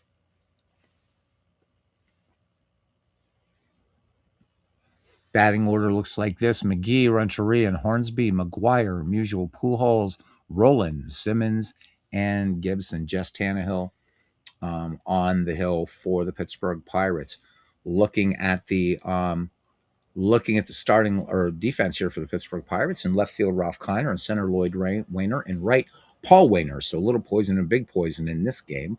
Jake Beckley at first, George Grantham at second, Arky Vaughan at short, pardon me, Pie Trainer at third, Jason Kendall behind the dish.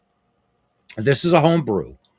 This guy's been working on this one for years, so you can get this on the Fans of Diamond Mind and the Gamer Goodies stuff, free seasons, whatever. So the homebrew season, homebrew project, but I think one that's really, really well done. All right, so Willie McGee up there now. The count, no balls, 1 strikes, and this one popped up by McGee, left side of the infield, and Arky Vaughan calls for it at short, and he will make the grab. 1 up, 1 down for Edgar Renteria. All right, Tannehill looks in. The count, 2 balls, 1 strike. And this one, hopper to the right side, Grantham on it, makes the short flip to Beckley for the outs. 2 up, 2 down for the Cardinals. Brings up the Raja. Mr. Rogers Hornsby, Tannehill looks in, and Hornsby pops the first pitch way down the line. Long run for Arky Vaughan, and he will make the catch with Kiner breathing down his neck. So this one almost into no man's land. So the Cardinals also go in order. We head to the top of the second. Pirates and Cardinals scoreless here at Sportsman's Park in St. Louis. Uses players' best seasons, no averaging. So Mick doing a little bit of research on this particular homebrew. And here is the great Ralph Kiner. And, again, in this game, just double click on anybody and you can look. You can look at all his stats. So we're not going to keep bringing these up, but 54 home runs for Mr. Kiner. Thank you very much. This is 1949 Ralph Kiner. So a 310 average for him, 54 home runs, 127 runs batted in. So for many, many, many decades, again, I will call upon the professor maybe to see whether this has been surpassed. But the man that actually for decades had the highest home run frequency in baseball was Ralph Kiner. So I don't know if that's been surpassed now or not. Not the most home runs, but frequency of hitting home runs. It was Ralph Kiner. I don't know if that record still holds or not, though, but it was Kiner for a very, very long time. All right, here's the pitch from Bob Gibson to Ralph Kiner, the 1-0 delivery. And this one, a ground ball, Renteria behind the bag there at short and fires across to retire Kiner for out number one. Here's Jake Beckley. Beckley representing the 19th century here for the Buccos. 2-2 pitch on the way from Gibson and hit in the air to Stan Musial in right. Musial will settle under it, and he has it for out number two. So two Hall of Fame pitchers going up against each other, Tannehill and Gibson. And, of course, both of them in the Hall of Fame as St. Louis Cardinals. How about that? All right, here's the pitch now to George Grantham. Excellent second baseman for the Buccos. Count even, swung on and missed. And Bob Gibson picks up the strikeout. So the Buccos scoreless. We go to the bottom of the second. And it's just a bunch of zeros here. Mark McGwire, Stan Musial, Albert Pujols due up for the Redbirds. All right, Jess Tannehill, the lefty deals. And first pitch rolled to Vaughn at short. Vaughn up with it and flips it off balance to Beckley in time for the put out of first. So Archie Vaughn, a student of Hannes Wagner, a Hall of Famer in his own right. Let's see what year they picked here for Archie Vaughn. This is 1935 for Archie Vaughn. Okay, there's a look at his fielding stats for you guys and a look at his hitting. All right, there we go. All right, here's Stan the Man Musial from Donora, Pennsylvania. 0-2 pitch. Tannehill gets the sign from Jason Kendall, and he lets it go. And Musial puts a charge into this one deep into right field, and this one is gone. See ya later. And St. Louis with the early lead on a solo shot by Stan Musial. So pretty short right field here at Sportsman's Park. You can see it kind of longer, kind of weird way that it was.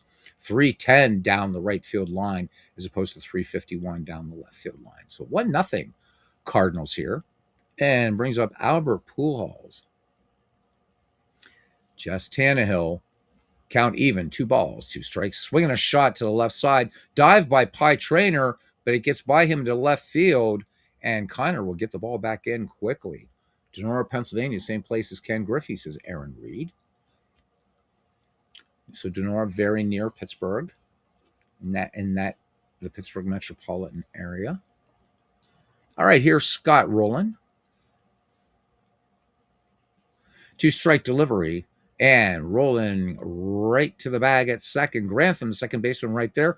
He'll turn the double play to first. Fortuitous positioning as he was well shaded around on the pole hitting Scott Rowland. So the St. Louis Cardinals pick up a big home run. We go to the top of the third. The Cardinals won, and the Pirates nothing. Pie Traynor, Jason Kendall, and Jesse Tannehill do up against Bob Gibson.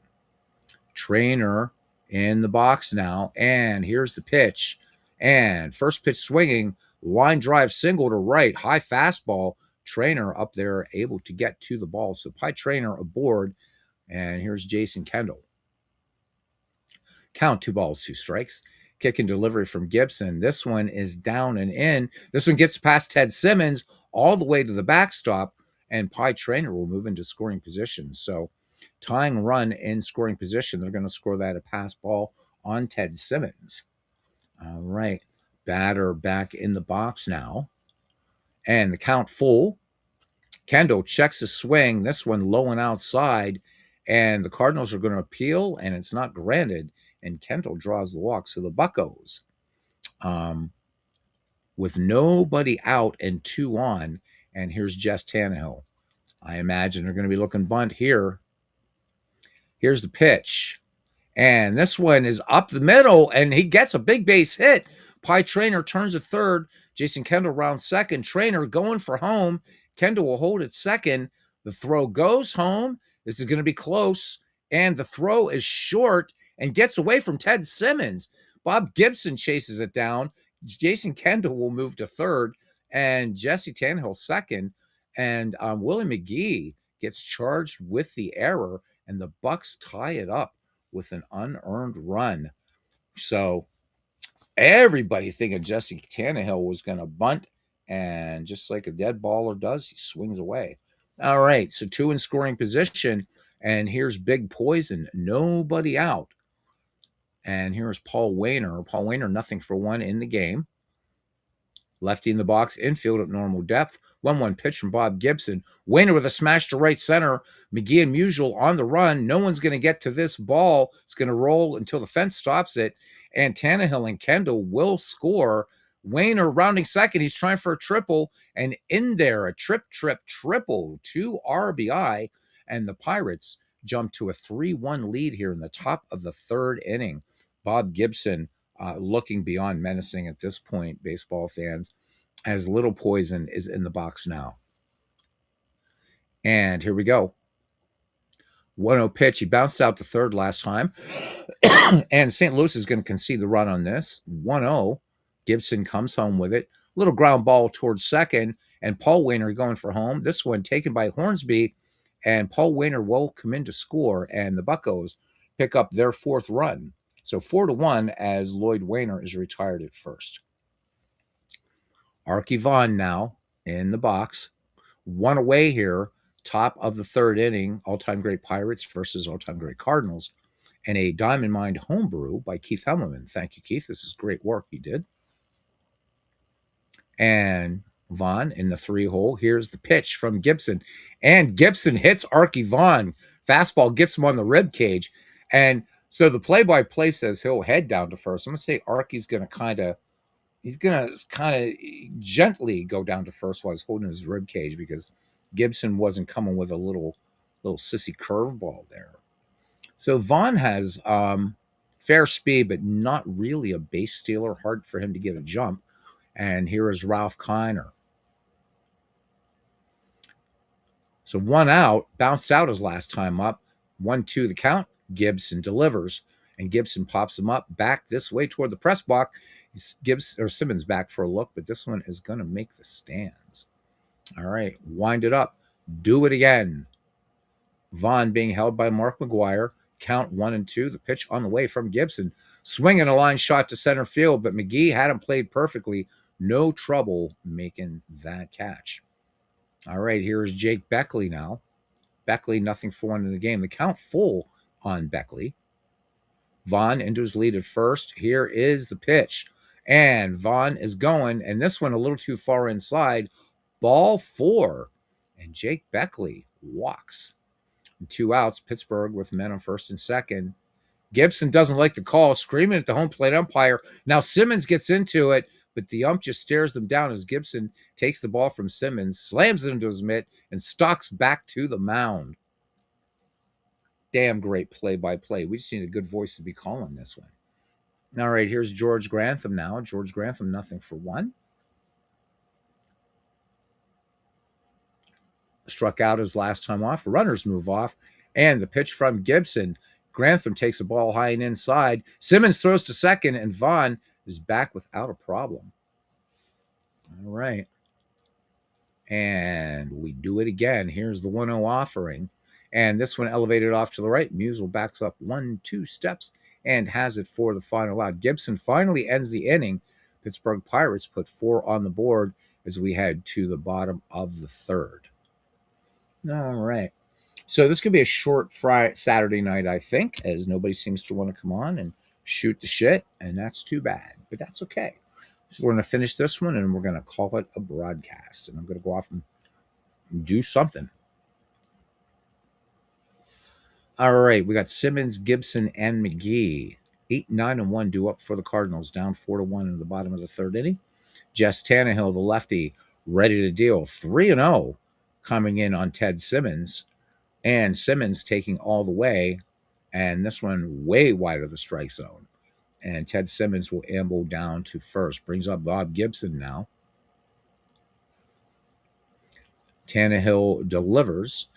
Gibson on the first pitch showing bunt and pulls the bat back. And he will take strike one. Tannehill from the belt. Count 0-1.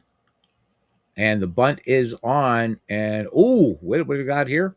Was that one close? The count's now even at 1-1. So Tannehill just missing on that one. Tannehill sets and fires. Gibson has the sacrifice. This one popped up toward third, but an easy play for Pie Traynor and takes it one away. So not a great day as Bob Gibson with a failed sacrifice there. Brings up Willie McGee now, back at the top of the order for the Cardinals, and one away. 1 on, 1 out. He popped out to Vaughn last time up short, 2-1. And here is the pitch. Grounded to Pie Traynor at third. On to second for 1. And this is a bad throw by Pie Traynor. George Grantham at second, able to block it and keep it on the infield. But St. Louis with 2-man on. So score that one. E5. So each team now with an error. McGee's would lead to a run. Let's see what happens with Pie Traynor with 1 down. Bucco still with a chance here to turn 2 as Edgar Renteria settles in the box against lefty Jesse Tannehill now. 0-1 offering on the way. Base hit right field. Not where Tannehill wanted that pitch. Ted Simmons rounding third. McGee is rounding second. And they're going to hold Simmons at third. The bases are loaded. And here comes Rogers Hornsby. Tannehill in trouble now. 1 out. Needs to somehow find a way to turn 2. Or at least dispose of Mr. Hornsby. And here we go. The count, 1 ball, 2 strikes on the great Rogers Hornsby, who popped up last time. Simmons at third, McGee at second, Renteria at first. Infield looks for 2. And Tannehill deals. This one hit deep to left center. And Wayner going back. So is Kiner. And Ralph Kiner makes the catch. Ted Simmons will tag up. And he will score. McGee is tagging up. And he will make third with his speed. All right. So St. Louis putting one up here in the third, and they cut this Pirate lead in half. It's now 4-2, and here's Mark McGwire. McGwire in the game, nothing for 1. 2-2 pitch on the way. Fastball, belted to left center, and this one opened the window at Mini. A shot into the bleachers in left center field. 3-run dinger for Mark McGwire, and St. Louis now captures the lead. The Cardinals lead the Pirates 5-4, plating 4 here. The big bomb there by Mark McGwire. All right, 2 down. Bases empty for Stan Musial. 1 for 1 with an RBI for the man from Denora. Homered last time up. And the wind and the pitch by Jess Tannehill. Bouncer to Traynor at third, and the throw over first is high and over the head of Jake Beckley. And Stan Musial is going to hold up, though, as the ball is carrying around the railing. So, second error for Pie Traynor in this game. Things starting to fall apart a little bit here for the Pittsburgh Pirates, but a little ways to go here as we're just in the bottom of the third. 2 down. Brings up Albert Pujols. He's 1 for 1. Singled back in the second. Tannehill from the set. And the 0-1 pitch. Pujols with a drive to deep center field, and Lloyd Wayner chases it back and pulls it in over his shoulder. They needed that 2 hitters ago.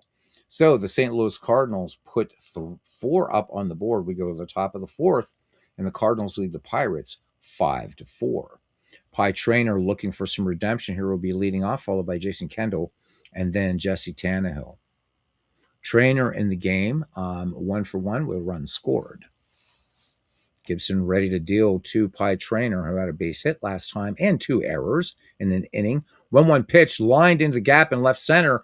Base hit for the man from Framingham, Massachusetts.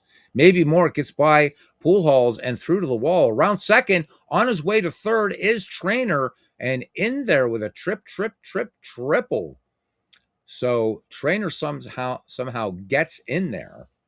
Uh, he will definitely have redeemed himself. So Bill Doak will now come on and pitch. All right. So Bob Gibson's day is done. And here's Jason Kendall now. Kendall, with a run scored in this game, he is 0 for 1. So Bill Doak making his first appearance, obviously, in the season. All right. Trainer up the line at third. The 0-2 pitch to Kendall. Spitting Bill Doak works. Swinging a high hopper to short. Trainer goes for home. Renteria will go to first, giving up the run for the out. And the Pittsburgh Pirates tie it up here by answering with a 1 in the fourth. It's 5-5. All right. Here's Jess Tannehill. 1 for 1 with an RBI and a run scored. Count full on Jesse. And Bill Doak fires. Swing, bouncing ball to third on a knee to backhand at Roland. Pops up, throws to first in time to get the hustling Tannehill. So score that one 5-3, 2 down. Back at the top of the order, Big Poison. Paul Wainer with 2 RBI in this game. 5-5 your score. Doak on the rubber. Count full on Wainer. And Doak brings it home. Little tapper to first. McGuire comes in toward the mound, flips his body across to Doak. Nice play on both ends. And they get him. Flips across his body. All right, so that does it for the Pittsburgh Pirates. They get a run back. We go to the bottom of the fourth. And we are score tied at 5. It'll be Scott Rowland, Ted Simmons. And we'll see whether St. Louis will allow Spittin' Bill Doak, didn't know that was his nickname, to stay in the game. Thanks, folks, for hanging out with me on a Saturday night or Sunday morning, depending upon your perspective. All right, Tannehill ready to work now to Scott Rowland, who's 0 for 1. Count even, 2 balls and 2 strikes. And here's the pitch.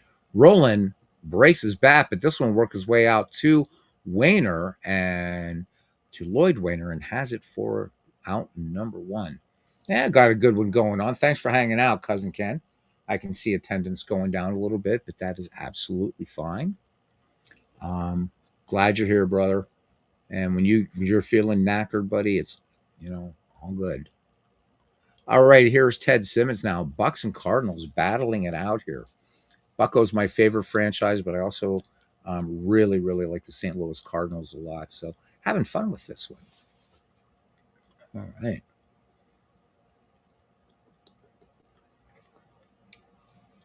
And Dwayne Mart's still hanging out with us. All right, here's Ted Simmons now.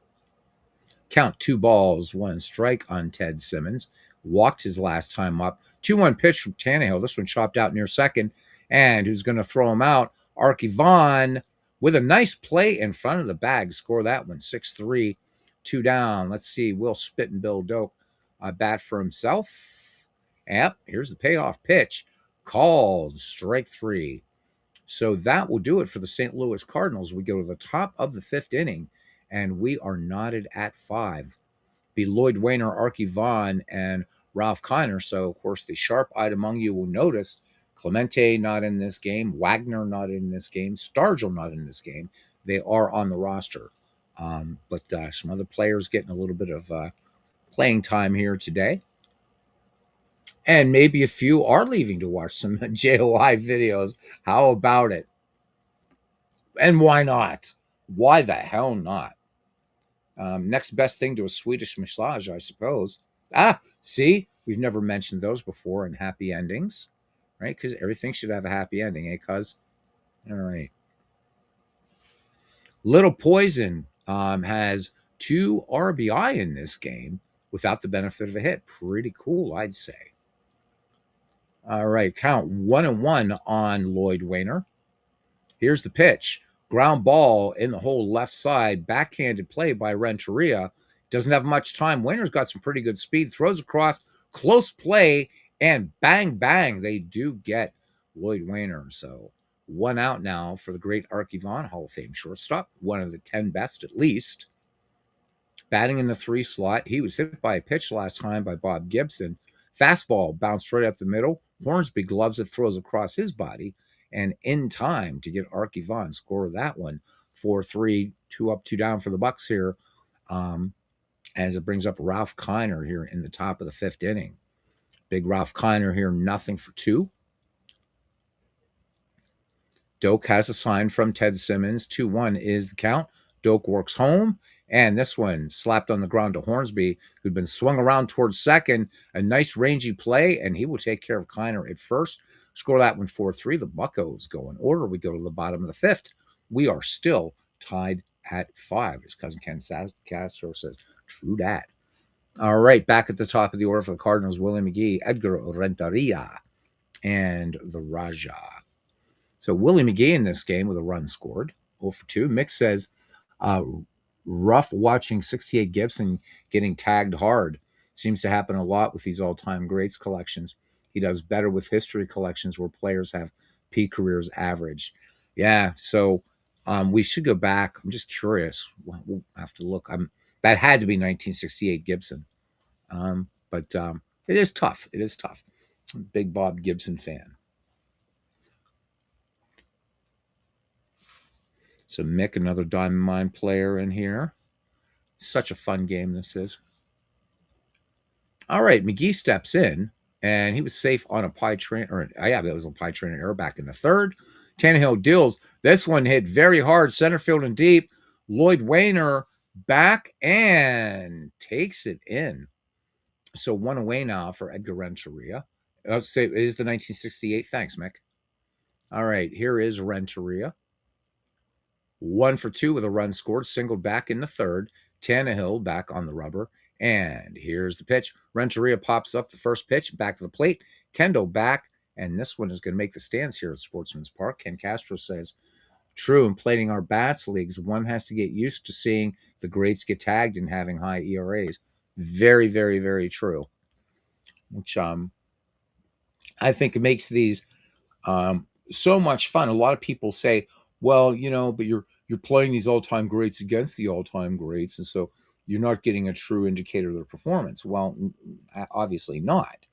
I mean, not anything against Bob Gibson, but even you're not facing this kind of lineup. So, but nonetheless, I do agree, it's tough. But in an all-time great league, someone's got to win, someone's got to lose, and probably next time Bob Gibson will come out and mow down 12 or something like that.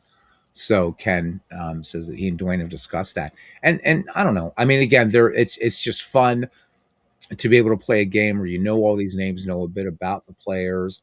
And hang on. So Tim, let me get my headphones on, and we'll get you going here. So just hang in there, brother, because we have, of course, no echoes today. So one moment, Tim. Tim on here as we are in the middle innings of this ball game. All right, Tim, if you want to say hi. Hello, everyone. Edgar Renteria on an all-time set. Blasphemy. Blasphemy. Well, let's look at it. Blasphemy, says our good friend Tim. 330 averages is 2003 Edgar Renteria with 13 home runs and 100 runs batted in. I guess when your other shortstop is just a Hall of Fame defender, pretty much, I guess you have to go with him.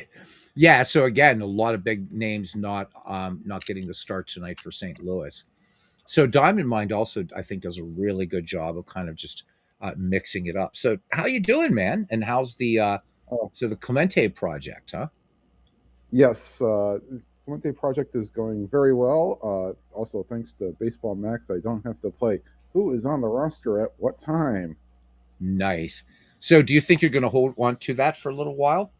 I have not ever stopped a project that I at least put. Well, actually, technically not true. The Best of Cleveland, I did stop. Okay. But like any full season or other project, I've usually done to completion. Okay. I'm glad you like Strat Max. I'm really glad you like Strat Max. The part that's going to be a little kind of for me is that there are some games where he has like 6 and 8 at bats. Talking about Clemente, and I'm right. Like, and what happens if I get to the end of the season and I skip games and he still has at bats left? Good question. I mean, I ain't gonna spoil anything. I mean, the first few games have gone very well. I mean, if you've watched a couple of them, he has gotten hits. I'm not gonna say how many, but that was sort of my thing. Like, ooh, what happens if I leave at bats on the table? Exactly. So what month are you in now in this Clemente project? Oh, this is only game 5, so we're still in April. So okay. So I'm at the first game where the next game is going to be where he pinch hits. So I'll play it anyways, and I should almost be playing every game and just be able, or maybe I'll make the executive decision that if there are games if I have extra at bats, be like, look. So I'm just curious. Playing it like the starting lineup, and then if he comes in later in the game, then so okay. So question, and I may have asked this for you, but just for the benefit again of everybody else here. So, I mean, and I think it's cool. I mean, Cleveland and Pittsburgh not far from one another. But as a diehard Indians fan, what made you choose a Pirate for a project? Well, that was one of the main things. If you're going to get 1972, you're either playing the start of the Oakland A's dynasty, or you're replaying either the Pirates full season, or you want to see if Clemente gets the rest of his hit. Yeah, right. Great stuff. Well, on behalf of Pittsburgh Pirate fans everywhere, thank you, man, for doing it. It's cool. Hey, I've also done worse teams. I don't know if we have any Minnesota Twins fans here. I did do the 2016 Minnesota Twins, who were not very good, but if you ever want to play a fun Twins team, play the 65 Twins. That was a good Minnesota Twins team. Of course, it's in Strat Max, so it is. But, it's just bang out a few even. Rather rolling the dice because I rather have the. I mean, I guess the dice kind of don't matter, but it's like, I don't have a way to broadcast the games on, capturing my. Understand that.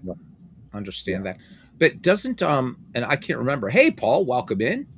Good to see you. Got a good discussion here going on with how players perform in all-time greats. That's Paul. Is Bob Gibson got knocked out early. Pardon me. So I can't remember if Strat Max allows manual entry of the dice. I can't remember. I know Apago does, but I don't remember. I actually have it up right here. Actually, I have to wait for a few seconds for it to load because I got to tell you, man, I'm having a lot of fun with Strat Max. I usually do a couple games just offline, and I love the flow of the game. It's so good. Only I use it for like historical starting lineups and who's on the bench, and I can just sim the games. At this point, I kind of let's see. Let's run through. Turn off the fast mode. Yeah, I just don't remember if it allows manual entry or not. I know a lot of people are playing it. No, the Strat PC does. Right. That I know. I'm guessing that's probably something they'll add. I mean, both Apago and Strat Max are both still very much in development, and both are excellent.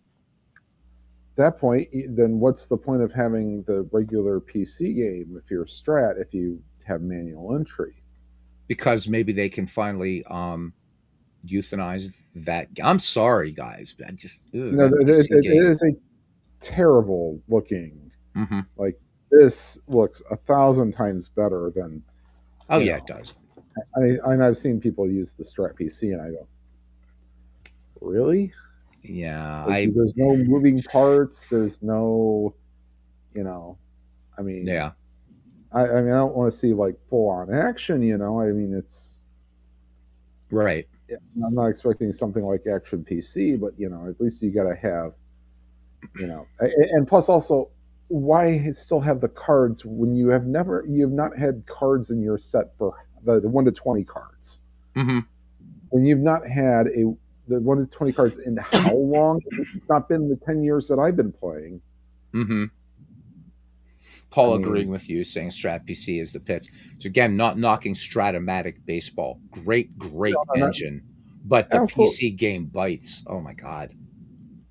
Yeah. I mean, if they did manual entry, then that would absolutely kick the need for ever making the the PC or the other games and be like, yeah, just fold it all into this.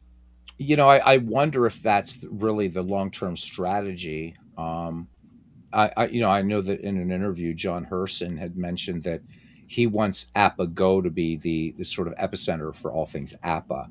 So I wonder if that's what Hal Richmond and really the people that are actually programming the stuff now, if maybe that's the plan for Baseball Max. But I think Strat still has what is that called, Strat 365 or something? What is that called? Yeah, I don't know. yeah, Yeah. that's what it's called. I think it's essentially more of a daily type thing. Okay. I've never gotten into it. I'm going to be buying my first sets in probably 2 or 3 years. Yeah. I mean, the last ones I bought was after that debacle with um, where they stole the people's credit cards, Mm-hmm. and they let people have free shipping for anything they wanted. So Mm-hmm. So it's got to yeah, be at least fun though for you to, and I would think for any strat player, to be able to see cards and stuff for seasons maybe that haven't been available like forever. yeah, Um, so that's got to be fun, because for you to be able to just look at those cards. I mean, I'm such a rookie with strat. I haven't played it for a long time, and it's kind of, but just to be able to see those cards. I loved that night when we were doing this, and you had me bring up Roberto Clemente's card. You're just translating the whole thing, and it was really mm-hmm. cool. That's got to be fun. Oh That has yeah, got to be fun. it was a big relief. I was like, okay, good, because I heard the rumors like, oh, the cards aren't the same. I was like, well, okay, if they haven't done the like little transition thing, maybe not. But Mm-hmm. if it's something I already don't have, then I'll just play for fun. I mean, for that point, and Sure. Wayne wants his season replay. His season replay wants player stats to be pretty close. Yep. Yeah. Stuff. So here we are. We're still doing this thing. We got a little bit of a banger of a ball game here going on. 5-5, bottom of the fifth with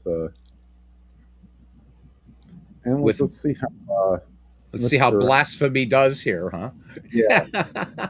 I'll give him credit. He did win a World Series MVP in his late 30s with the Giants. Mm-hmm. So, but he wasn't even of drinking age when he scored the winning run in '97. Oh, that's right. That is my genesis of despising him.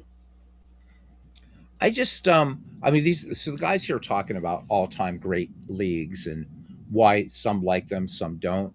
And I guess I'm in the minority. I love them. I think they're a lot of fun.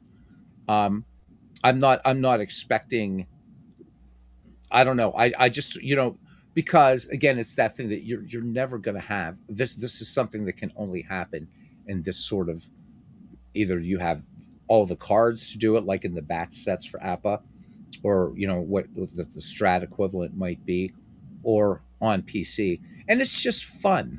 I mean, I don't know. I just think it's fun. I mean, we'll just one season playthrough of this thing, or any one of these really tell me any more about how somebody, how somebody's going to hit against Walter Johnson or Bob Gibson or Steve Carlton or Greg Maddux. No, but it's just fun. It's all fantasy.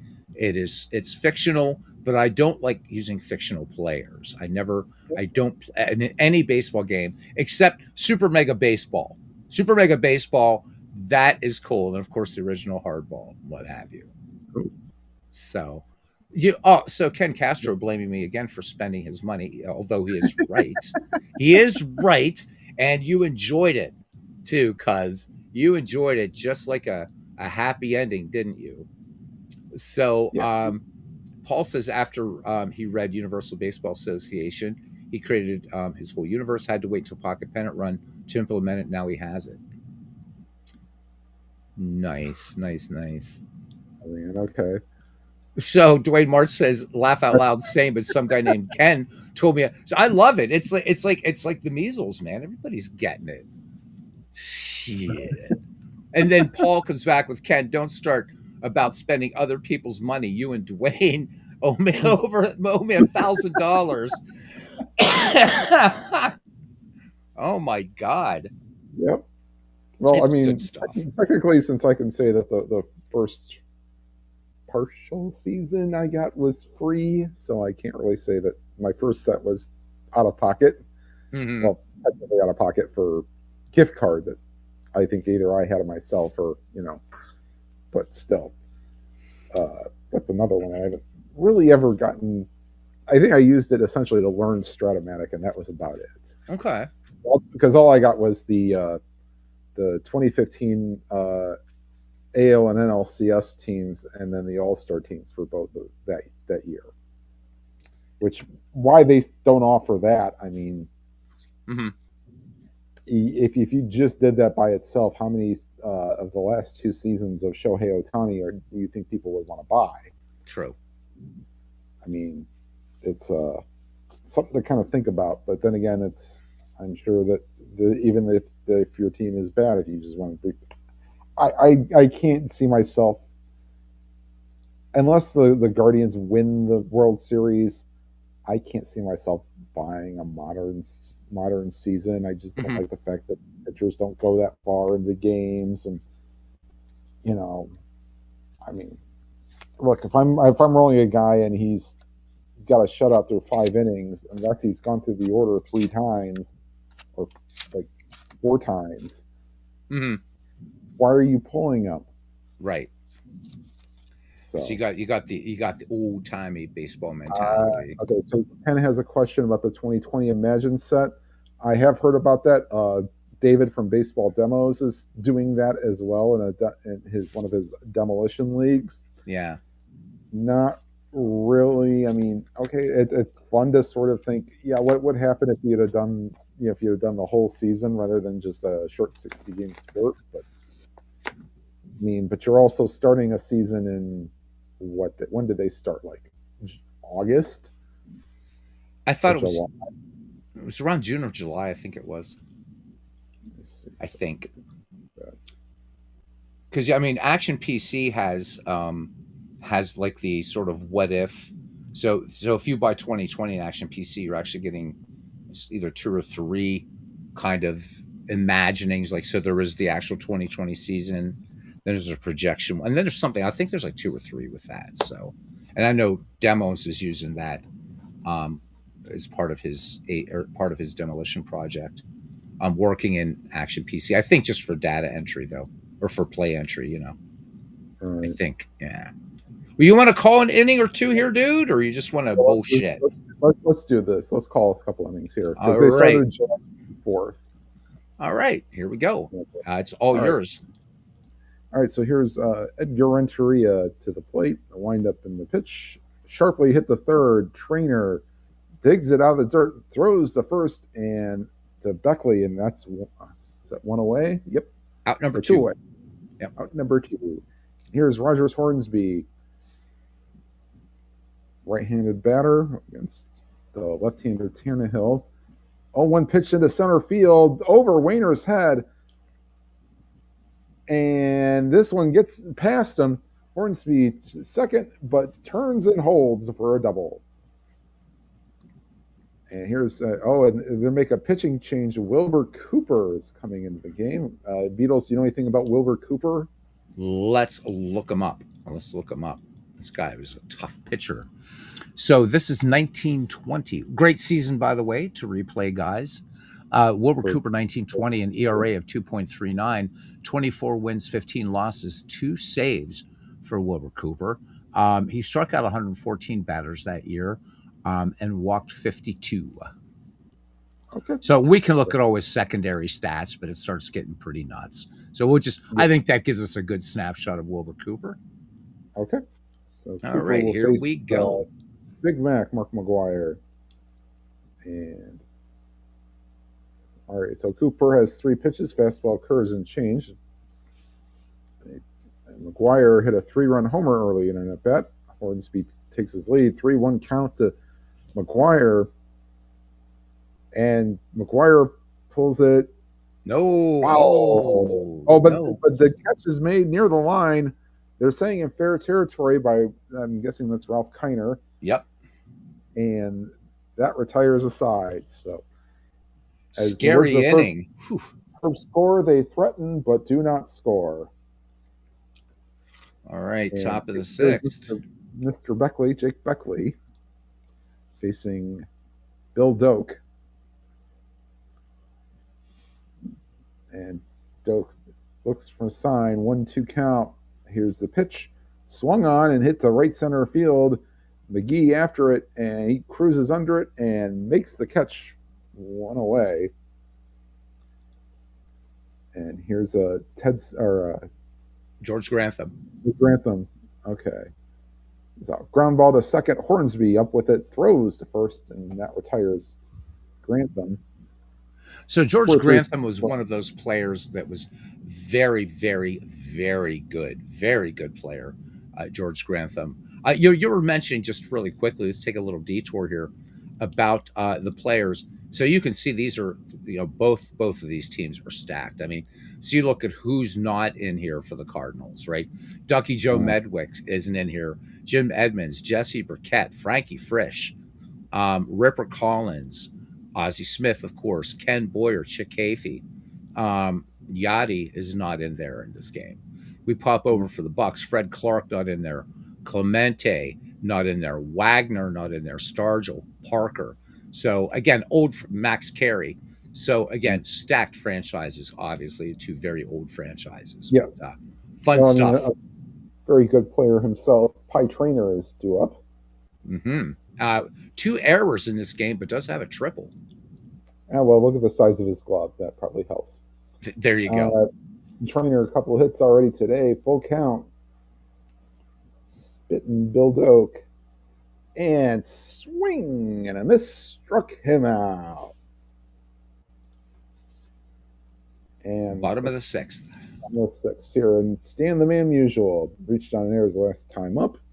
High fly ball belted to deep right field. Oh, this one's got a chance and is way out of here. And Musial goes deep for the second time in the game. And both solo home runs, and that puts the Cardinals ahead 6-5. And here's Albert Pujols. Right out to center in his last at bat. And left to left, or Cooper ripped into left field, and that is caught. Oh, that's a left fielder. And Ralph Kiner camps under it and makes the play for first out of the inning. And here is Scott Rowland. Rowland up the plate for the third time today. 3-2 pitch, bouncer wide to third, high bounce. Archie Vaughn, and nice play, throws to first to get Rowland 2 away.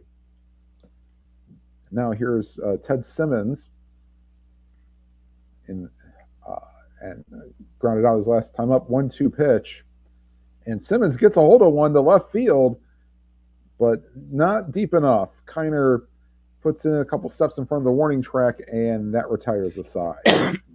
And now catching for the Cardinals is Yadier Molina. You go back to the Cardinals and they got a new pitcher too. Al Brazel. Brazel, okay. Yep, let's look at Molina. Let's see what year we got here for Molina. This is 2012 Molina. 22 home runs for Yachty that year, a .315 average, 76 runs batted in. I'll take that. Yeah, take that. And let's look at Al here. So Al Brazel, a 2.72 earned average, 1952, 12 wins, 5 losses, 16 saves for him, 55 strikeouts, and 42 walks. And here we go. End up playing a game of his. And Brazel making his first appearance. I will probably be getting the 1952 Strat set when it comes out. Oh, cool. Yeah. But you can test it out on Max, though. I could. 2-0 pitch. Oh, and he hit him. Oh, they're saying that pitch did get Kendall, and he gets down to first. Fred in the stands, not very happy seeing his son get plunked. Nice reference. Nice reference. We got to have a pinch hitter. Uh-oh. No, hey, Roberto Clemente's coming in. They were waiting for me to come up here for him to play. All right, let's see. 1967, Clemente, 25 home runs, 110 runs batted in, a 357 average for the great one. All right, here we go. Bucko's going to the big guns.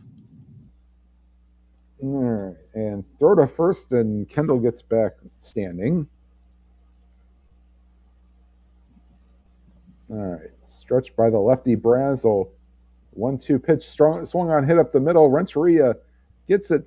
I'm guessing he steps on the bag for one, throws it to first. Double play. Not quite the Taylor Shop double play, but they'll do it. It'll do it itself. And then back up, here's Paul Wainer. Bounced out in the fourth. Full count to Wainer. And just a bit low. Wainer doesn't offer.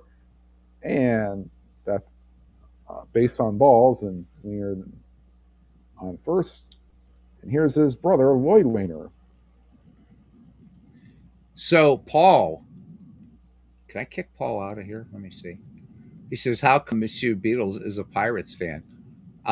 Maybe for the same reason you're a Cubs fan? Telling you, man, Buccos, we're not gonna be World Series this year, but it's gonna be. You're gonna see a an excellent Pirates team coming out of the chute this year. We've got a good pitching staff, and we're finally adding some run support. So they just got to work on O'Neill Cruz a little bit more in spring training to get that bat. Well, the whole Pittsburgh batting order need to raise their averages. But yes, that's why a lifelong Bucco fan. I don't care. I don't care how badly, how well they do. You got to stay with your team. Yeah, you get those fair weather fans. Yeah, I was a fan of the. I was a fan of the Cubs, but then the Brewers. Now I'm a Brewers fan because the Brewers have done better. It's like, so you're obviously not a baseball fan then. Come on, the pain being a Cleveland fan. You know the pain that Buccos fans are dealing with. Mm-hmm. What drew me to them? Was I have a history with Pittsburgh. I'll just put it that way. I have a history with Pittsburgh, and so love the Pirates.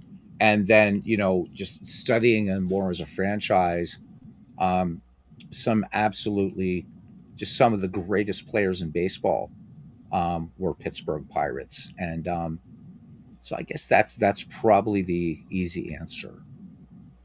So, and Paul is a fan of Cleveland, he says. Okay.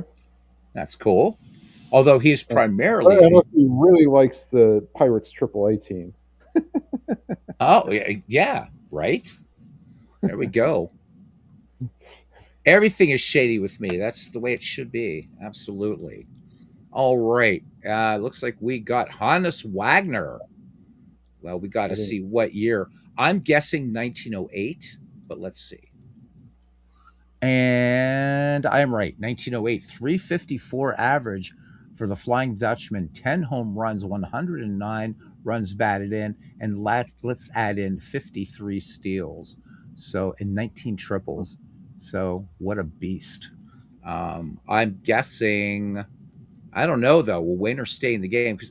So, the tough thing about if you're playing, so here's the thing that we haven't talked about too much is so when you're playing these all-time great teams, right? And you have, so in the case of the Pirates, you have two great shortstops.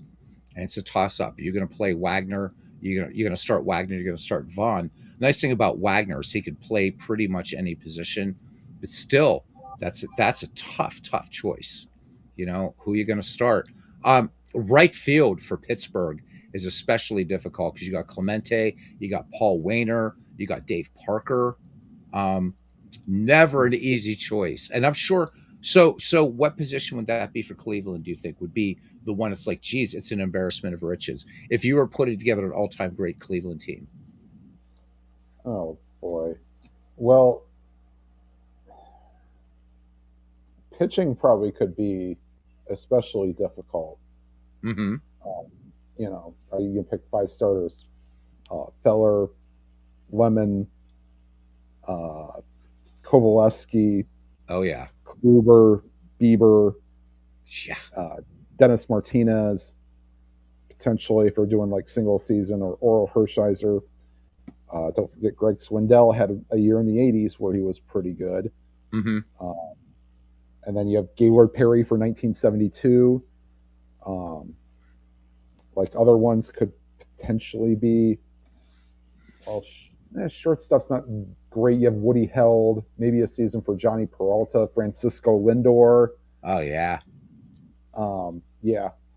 Second base, not that great. You've got Carlos Baerga, and maybe what was Al Rosen his position? He was more of an outfielder, right? Yikes. I don't remember. I should look it up. Because we were talking about Al Rosen a couple weeks ago. And third base. Okay, third so base. Okay, so then he would be probably your third baseman, but then you have probably a couple Brooke Jacoby seasons. Do you want to put Jim Thome there for, or do you put him at first base? Mm-hmm. You know, I mean, and then you have Julio Franco also at second base. You know, yeah, these are fun. I mean, Ken says I got to move some of my players out of their top positions.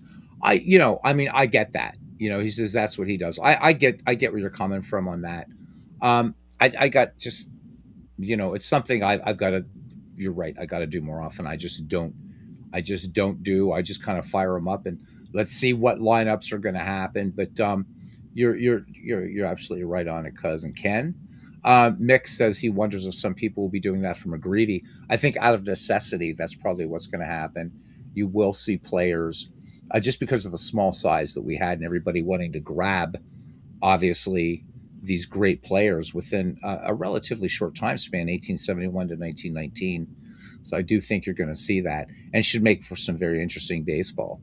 As long as people understand you're playing your guy out of position. So you get a guy like Wagner, whoever got Wagner, I forget, but you've got a lot of flexibility there. And a lot of these dead ballers and 19th century players could play multiple positions. This wasn't the era of the specialist, obviously, those two eras. Mm-hmm. Yeah, and speaking of somebody who's not played one of your McGreevy leagues, but has played I think we did a 71 and 72, at least 71 I did with a buddy of mine and 72 with multiples. Like essentially what I do is, either that or you match up like, okay, what catcher can offset a high hold rating for a pitcher? Mm-hmm. Like maybe that will be their personal catcher. Or, mm-hmm. Every 2 or 3 games, hey, you're sitting. Or you can do, so Strat has the thing where you can roll, well, then again, they have probably too many at-bats, but like mm-hmm. for a regular season, if you want to up the at-bat totals or plate appearance totals. Mm-hmm. All right. Left field, third base, and first base rest today. On other days, maybe it could be, other 3 positions. That's interesting. I like that. Do it that way. I mean, something to think of. All right. Well, I think Yachty's getting a little cold in the knees here. Let's see what Hannes Wagner can do. All right. Let's do it. Here we go. The Flying Dutchman in there. All right. Check it, Wayner at first. Here's the pitch to Wagner. Wayner and Wagner sounds like a law firm. And so Wayner gets back to first. Yeah. Here we go.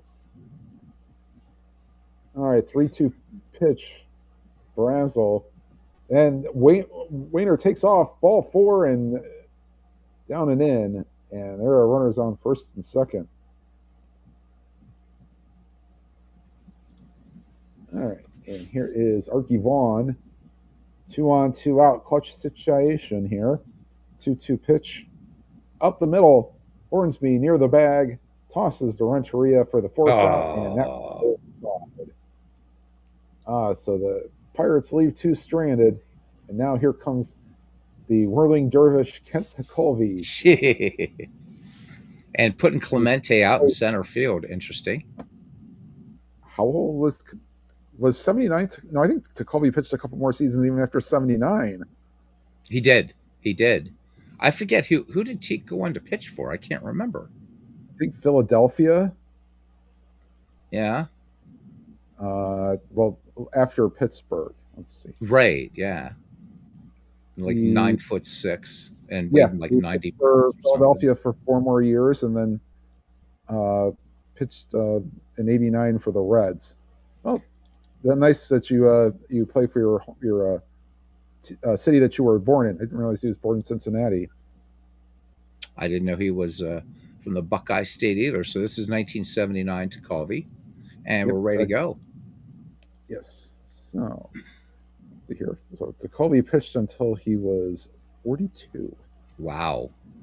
So ground ball to Trainer, and one hops in the dirt, but Beckley with the nice pick, one away. Here's a Willie McGee, your 1982 National League MVP. 1-2 count, and Jacoby and McGee swings and misses. Strike 3. Oh, hey, thank you, Paul. I did do a pocket pennant run game earlier before you go. So I just picked a random game. It was May 12th, 1959, and the White Sox had won that game 4-3 against the Red Sox. And in our pocket pennant run game tonight, the White Sox beat the Red Sox 4-3 also. So that was fun. It's fun stuff. So, Paul, thank you. And thank you for the nice compliment earlier. I really, really appreciate it. You take care, feeding the wife and the animals and all the kind of good stuff you do there, brother. And we'll catch you. We'll catch you in Messenger, man. Catch up. All right, here's Edgar Renteria. All right, Renteria up. Bounced out back in the 5th.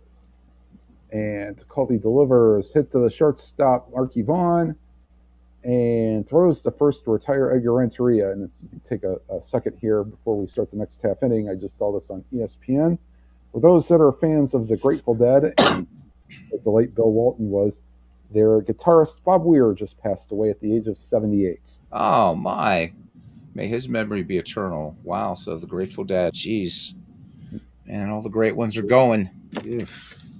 Yeah, I was not a Deadhead, so.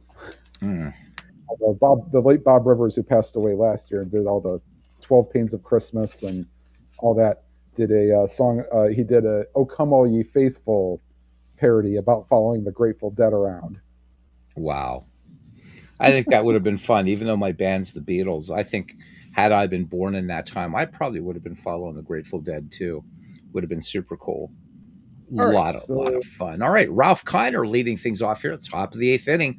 A good ball game here. A bit of a slugfest, 6-5. Here we go. Tim calling it, taking us home here. All right, so top of the 8th, Kiner up to bat. Digging in, grounded out his last time up. Wind up in the pitch by Brazel.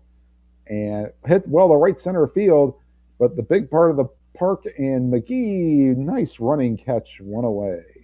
And the game's right, too. It's 4:30 out there. This was a weird ballpark, Sportsman's Park.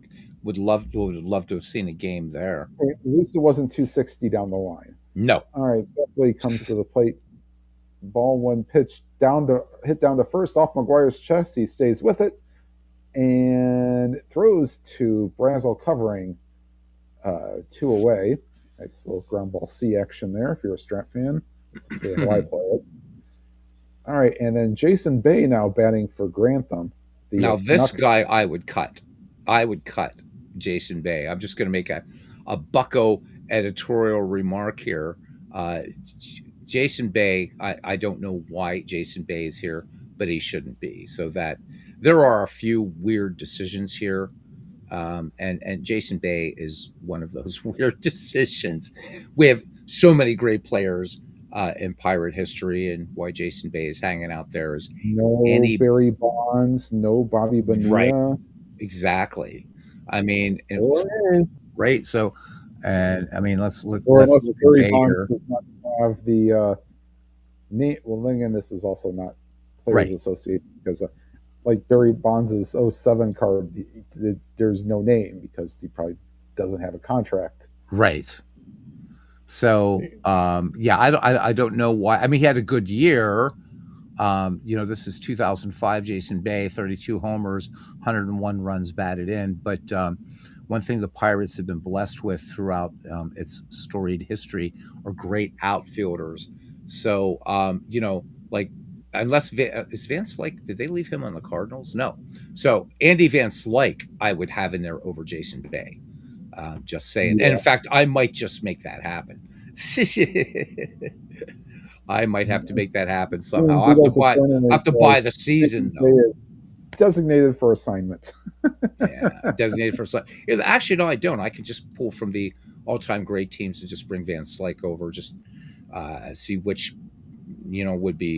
would work for him. But anyhow, let's go with Jason Bay. Don't want to pick on him. He's no Harold Reynolds, damn it. 3-1 pitch inside, and Bay draws a 2-out walk, and he says, "Take that, Beatles eternally." Right? Uh-oh. The mad Hungarian Al Raboski. Oh, man. Coming into the game.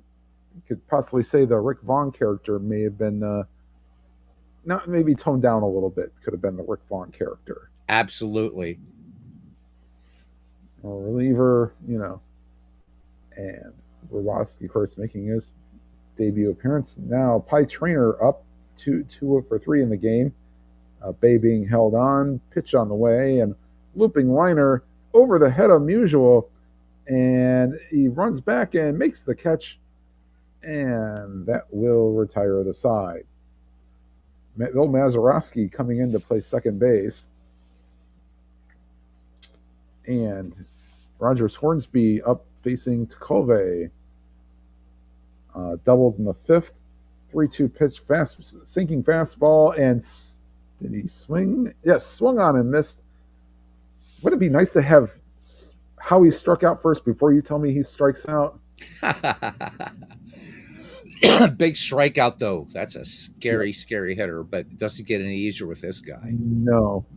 Big Mac due up. He should take his shot of creatine before the game. 2-2 pitch.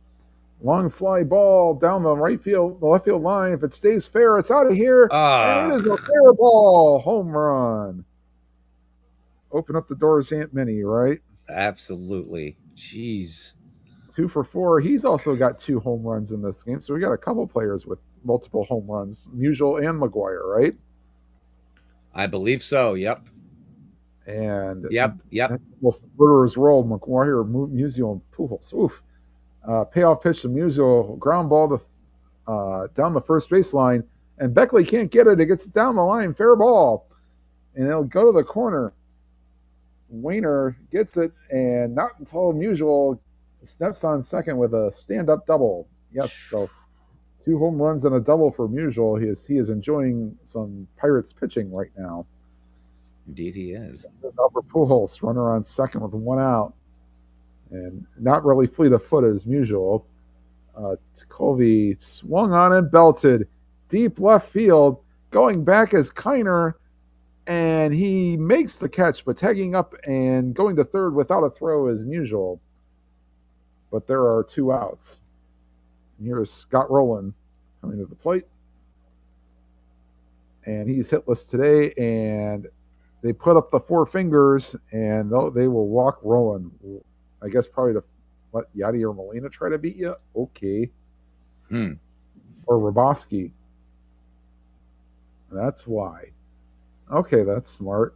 Up the middle, Vaughn has to make a play, has it, throws across, and they get Raboski. Do you think he was going to be the next coming of Rick Camp? Yeah. So the Cardinals played another one, 7-5. Buccos down to their last chance, and Kendall Clemente and a pinch hitter for Teak. Yep. All right, so here's Jason Kendall. And Raboski looks in. He hopes not to get plunked by a pitch, and hard ground ball to first. McGuire with the stop, flips it.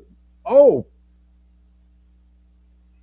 Raboski has to make a nice catch. The throw was a little wild, but he tags the bag and retires Kendall 1 away. And here is Clemente. First at bat for Clemente. Oh, no, that's right. A double play ball. And 3-2 pitch swung on and missed. Fastball got him. And last chance saloon, as Mr. Ron Juckett would say. And who are they going to get to hit for Tkove? Oh, there must be a DH turned on here, I guess. I have no idea. No, Tkove, they double switched. So, Wainer looper, Yeah, it is. and that's a base hit. So single for, and now we'll get to Colby's spot. Okay, potential tying run comes to the plate, and who's it going to be? Dick Stewart. Interesting choice. Okay. The only time I heard of him was watching the old school home run derby shows. This is 1961 Dick Stewart, 301 average, 35 home runs, 117 runs batted in. Here we go. Yes. All right, Lewoski to the stretch. 1-1 pitch, fly ball, deep to left field. Pujols going back, looking up, and that's out of here. Oh, whoa! One homer ties the game, and stadium groans.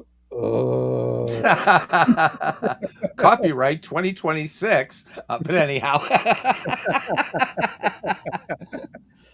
Wow. Kansas gotta love Dr. Strangeglove. Clinton says, used to see Dick Stewart in the weekend Red Sox games in the early 1960s. So the Bucks tie it up in the top of the ninth. These teams just going at it. Here's Arky Vaughn turning it back over to Tim. I have to look up the Coca-Cola quote from Dr. Strangelove, the movie.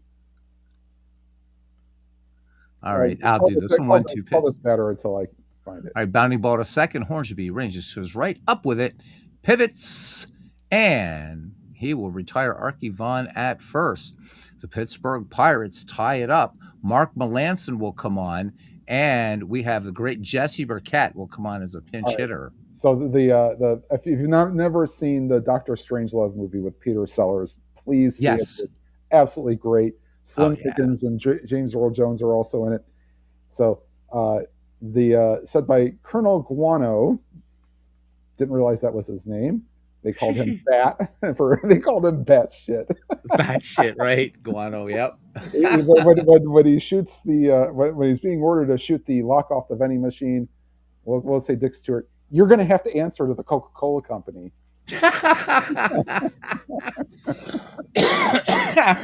Good stuff, man. Good stuff. I did fail to see the part where when he makes the we won't say what type of hand gestures that allegedly there were some in the crowd that could not keep a straight face, and they hid their faces as best as possible. But then again, there is also no fighting in the war room.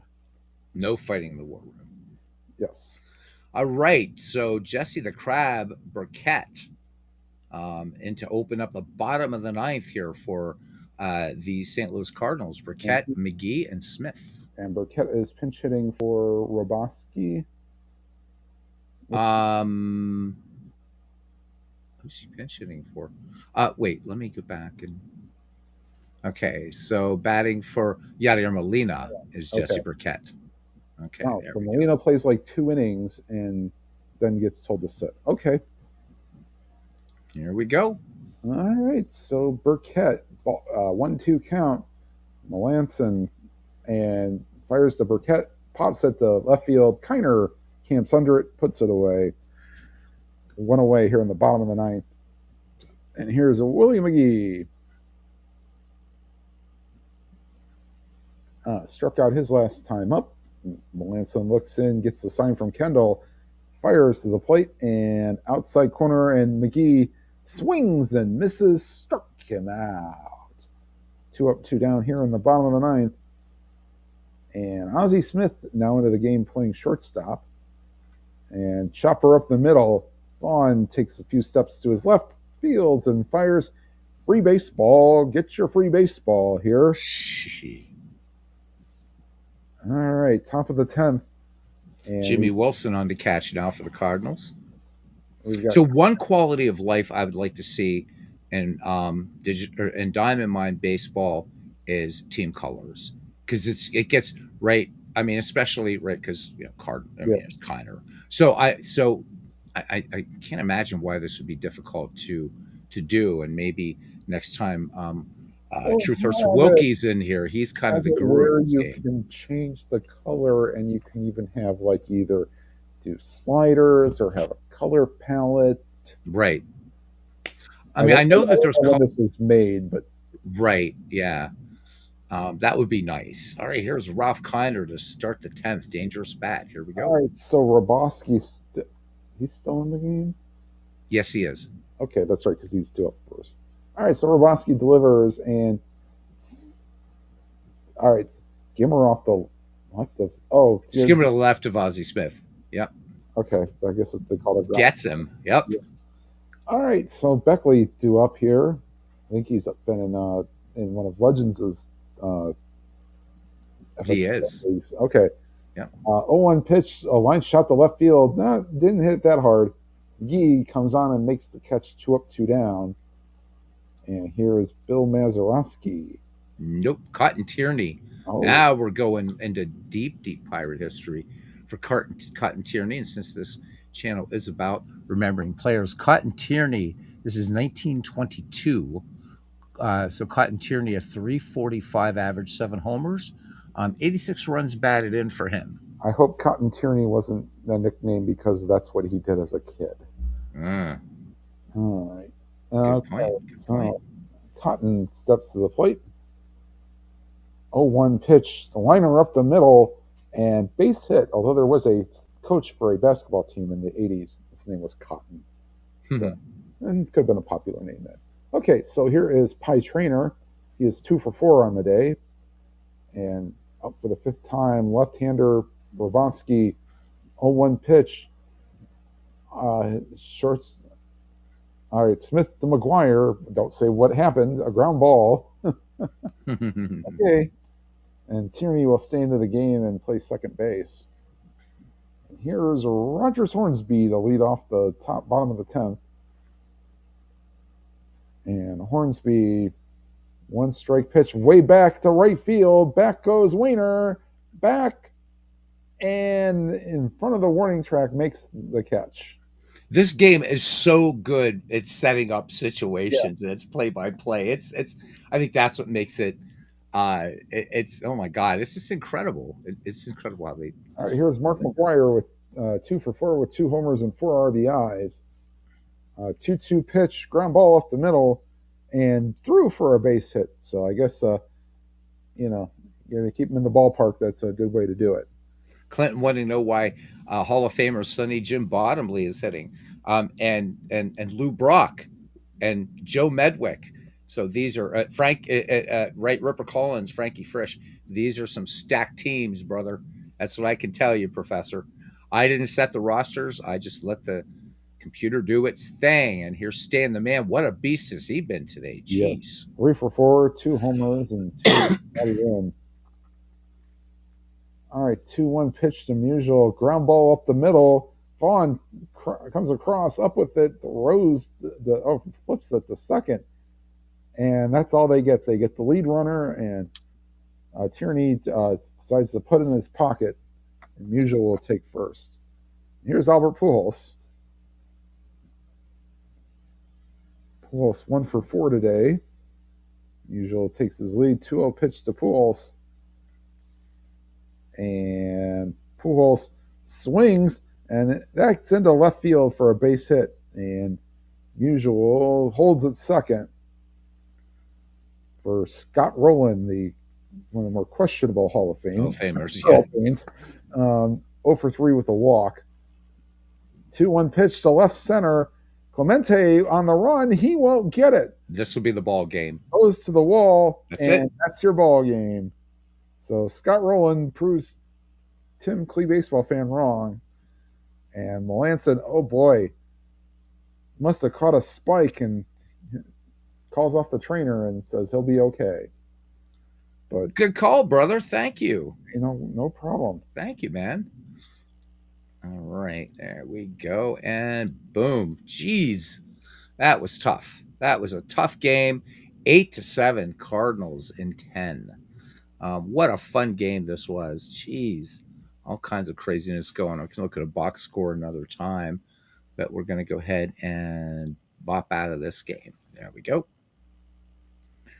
There we go. So Ken saying that, telling Clinton that he missed an earlier conversation. One of the dilemmas with great teams is that you can't start everyone. Yeah, exactly. Mm-hmm. So, oh, good. Proves the team's not rigged to some team from Western Pennsylvania. I can probably, and I know Clinton's just taking the mick here, but I think in the time that from I started this thing back in 2018 and took 2 years off, so really just in 6 years of this, I think I've done 10 Pirate games. But we will let Clinton go ahead and pick on me. That's fine. William, what's his name, never came in. I'm very sad. Very, very sad. He kind of pissed on my parade, man. It is what it is.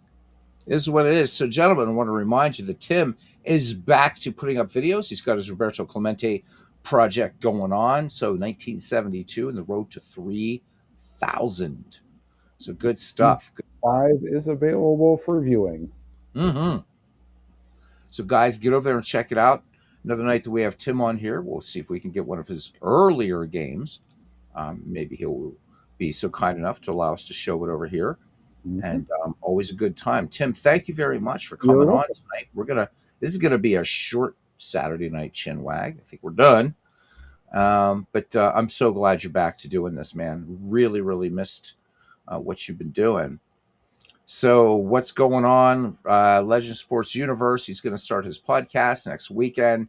Robert, RGO Network, is doing a 1980 replay. David Baseball Demos doing his Baseball Demolition League, which is a lot of fun. I'm doing whatever the hell it is I do, as Paul said earlier, with my butterfly brain. I'll take that as a compliment.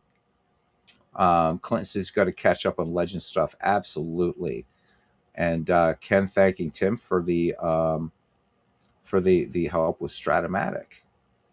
So that's always really, really good. So that's going to do it for me, gents. The eyes are much better, but going to be time to rest them a little bit. I got to hit these drops. These drops burn like the fires of hell, but it is what it is. So I want to thank everybody for coming in, including William Patterson. You were absolutely amazing tonight, William. Thank you very much, and we look forward to more of your sort of erstwhile qualities, as it were. So, gents, until the next time, take care of each other. Roll up. Cousin Ken and I will be ducking out and trying to avoid all the football madness coming up this weekend, all this wild card stuff. And we'll see you guys around the batting cage. Thank you, one and all, even all the people that were watching and didn't pop in and say hi earlier. All right, see you around the batting cage. Good night, everybody.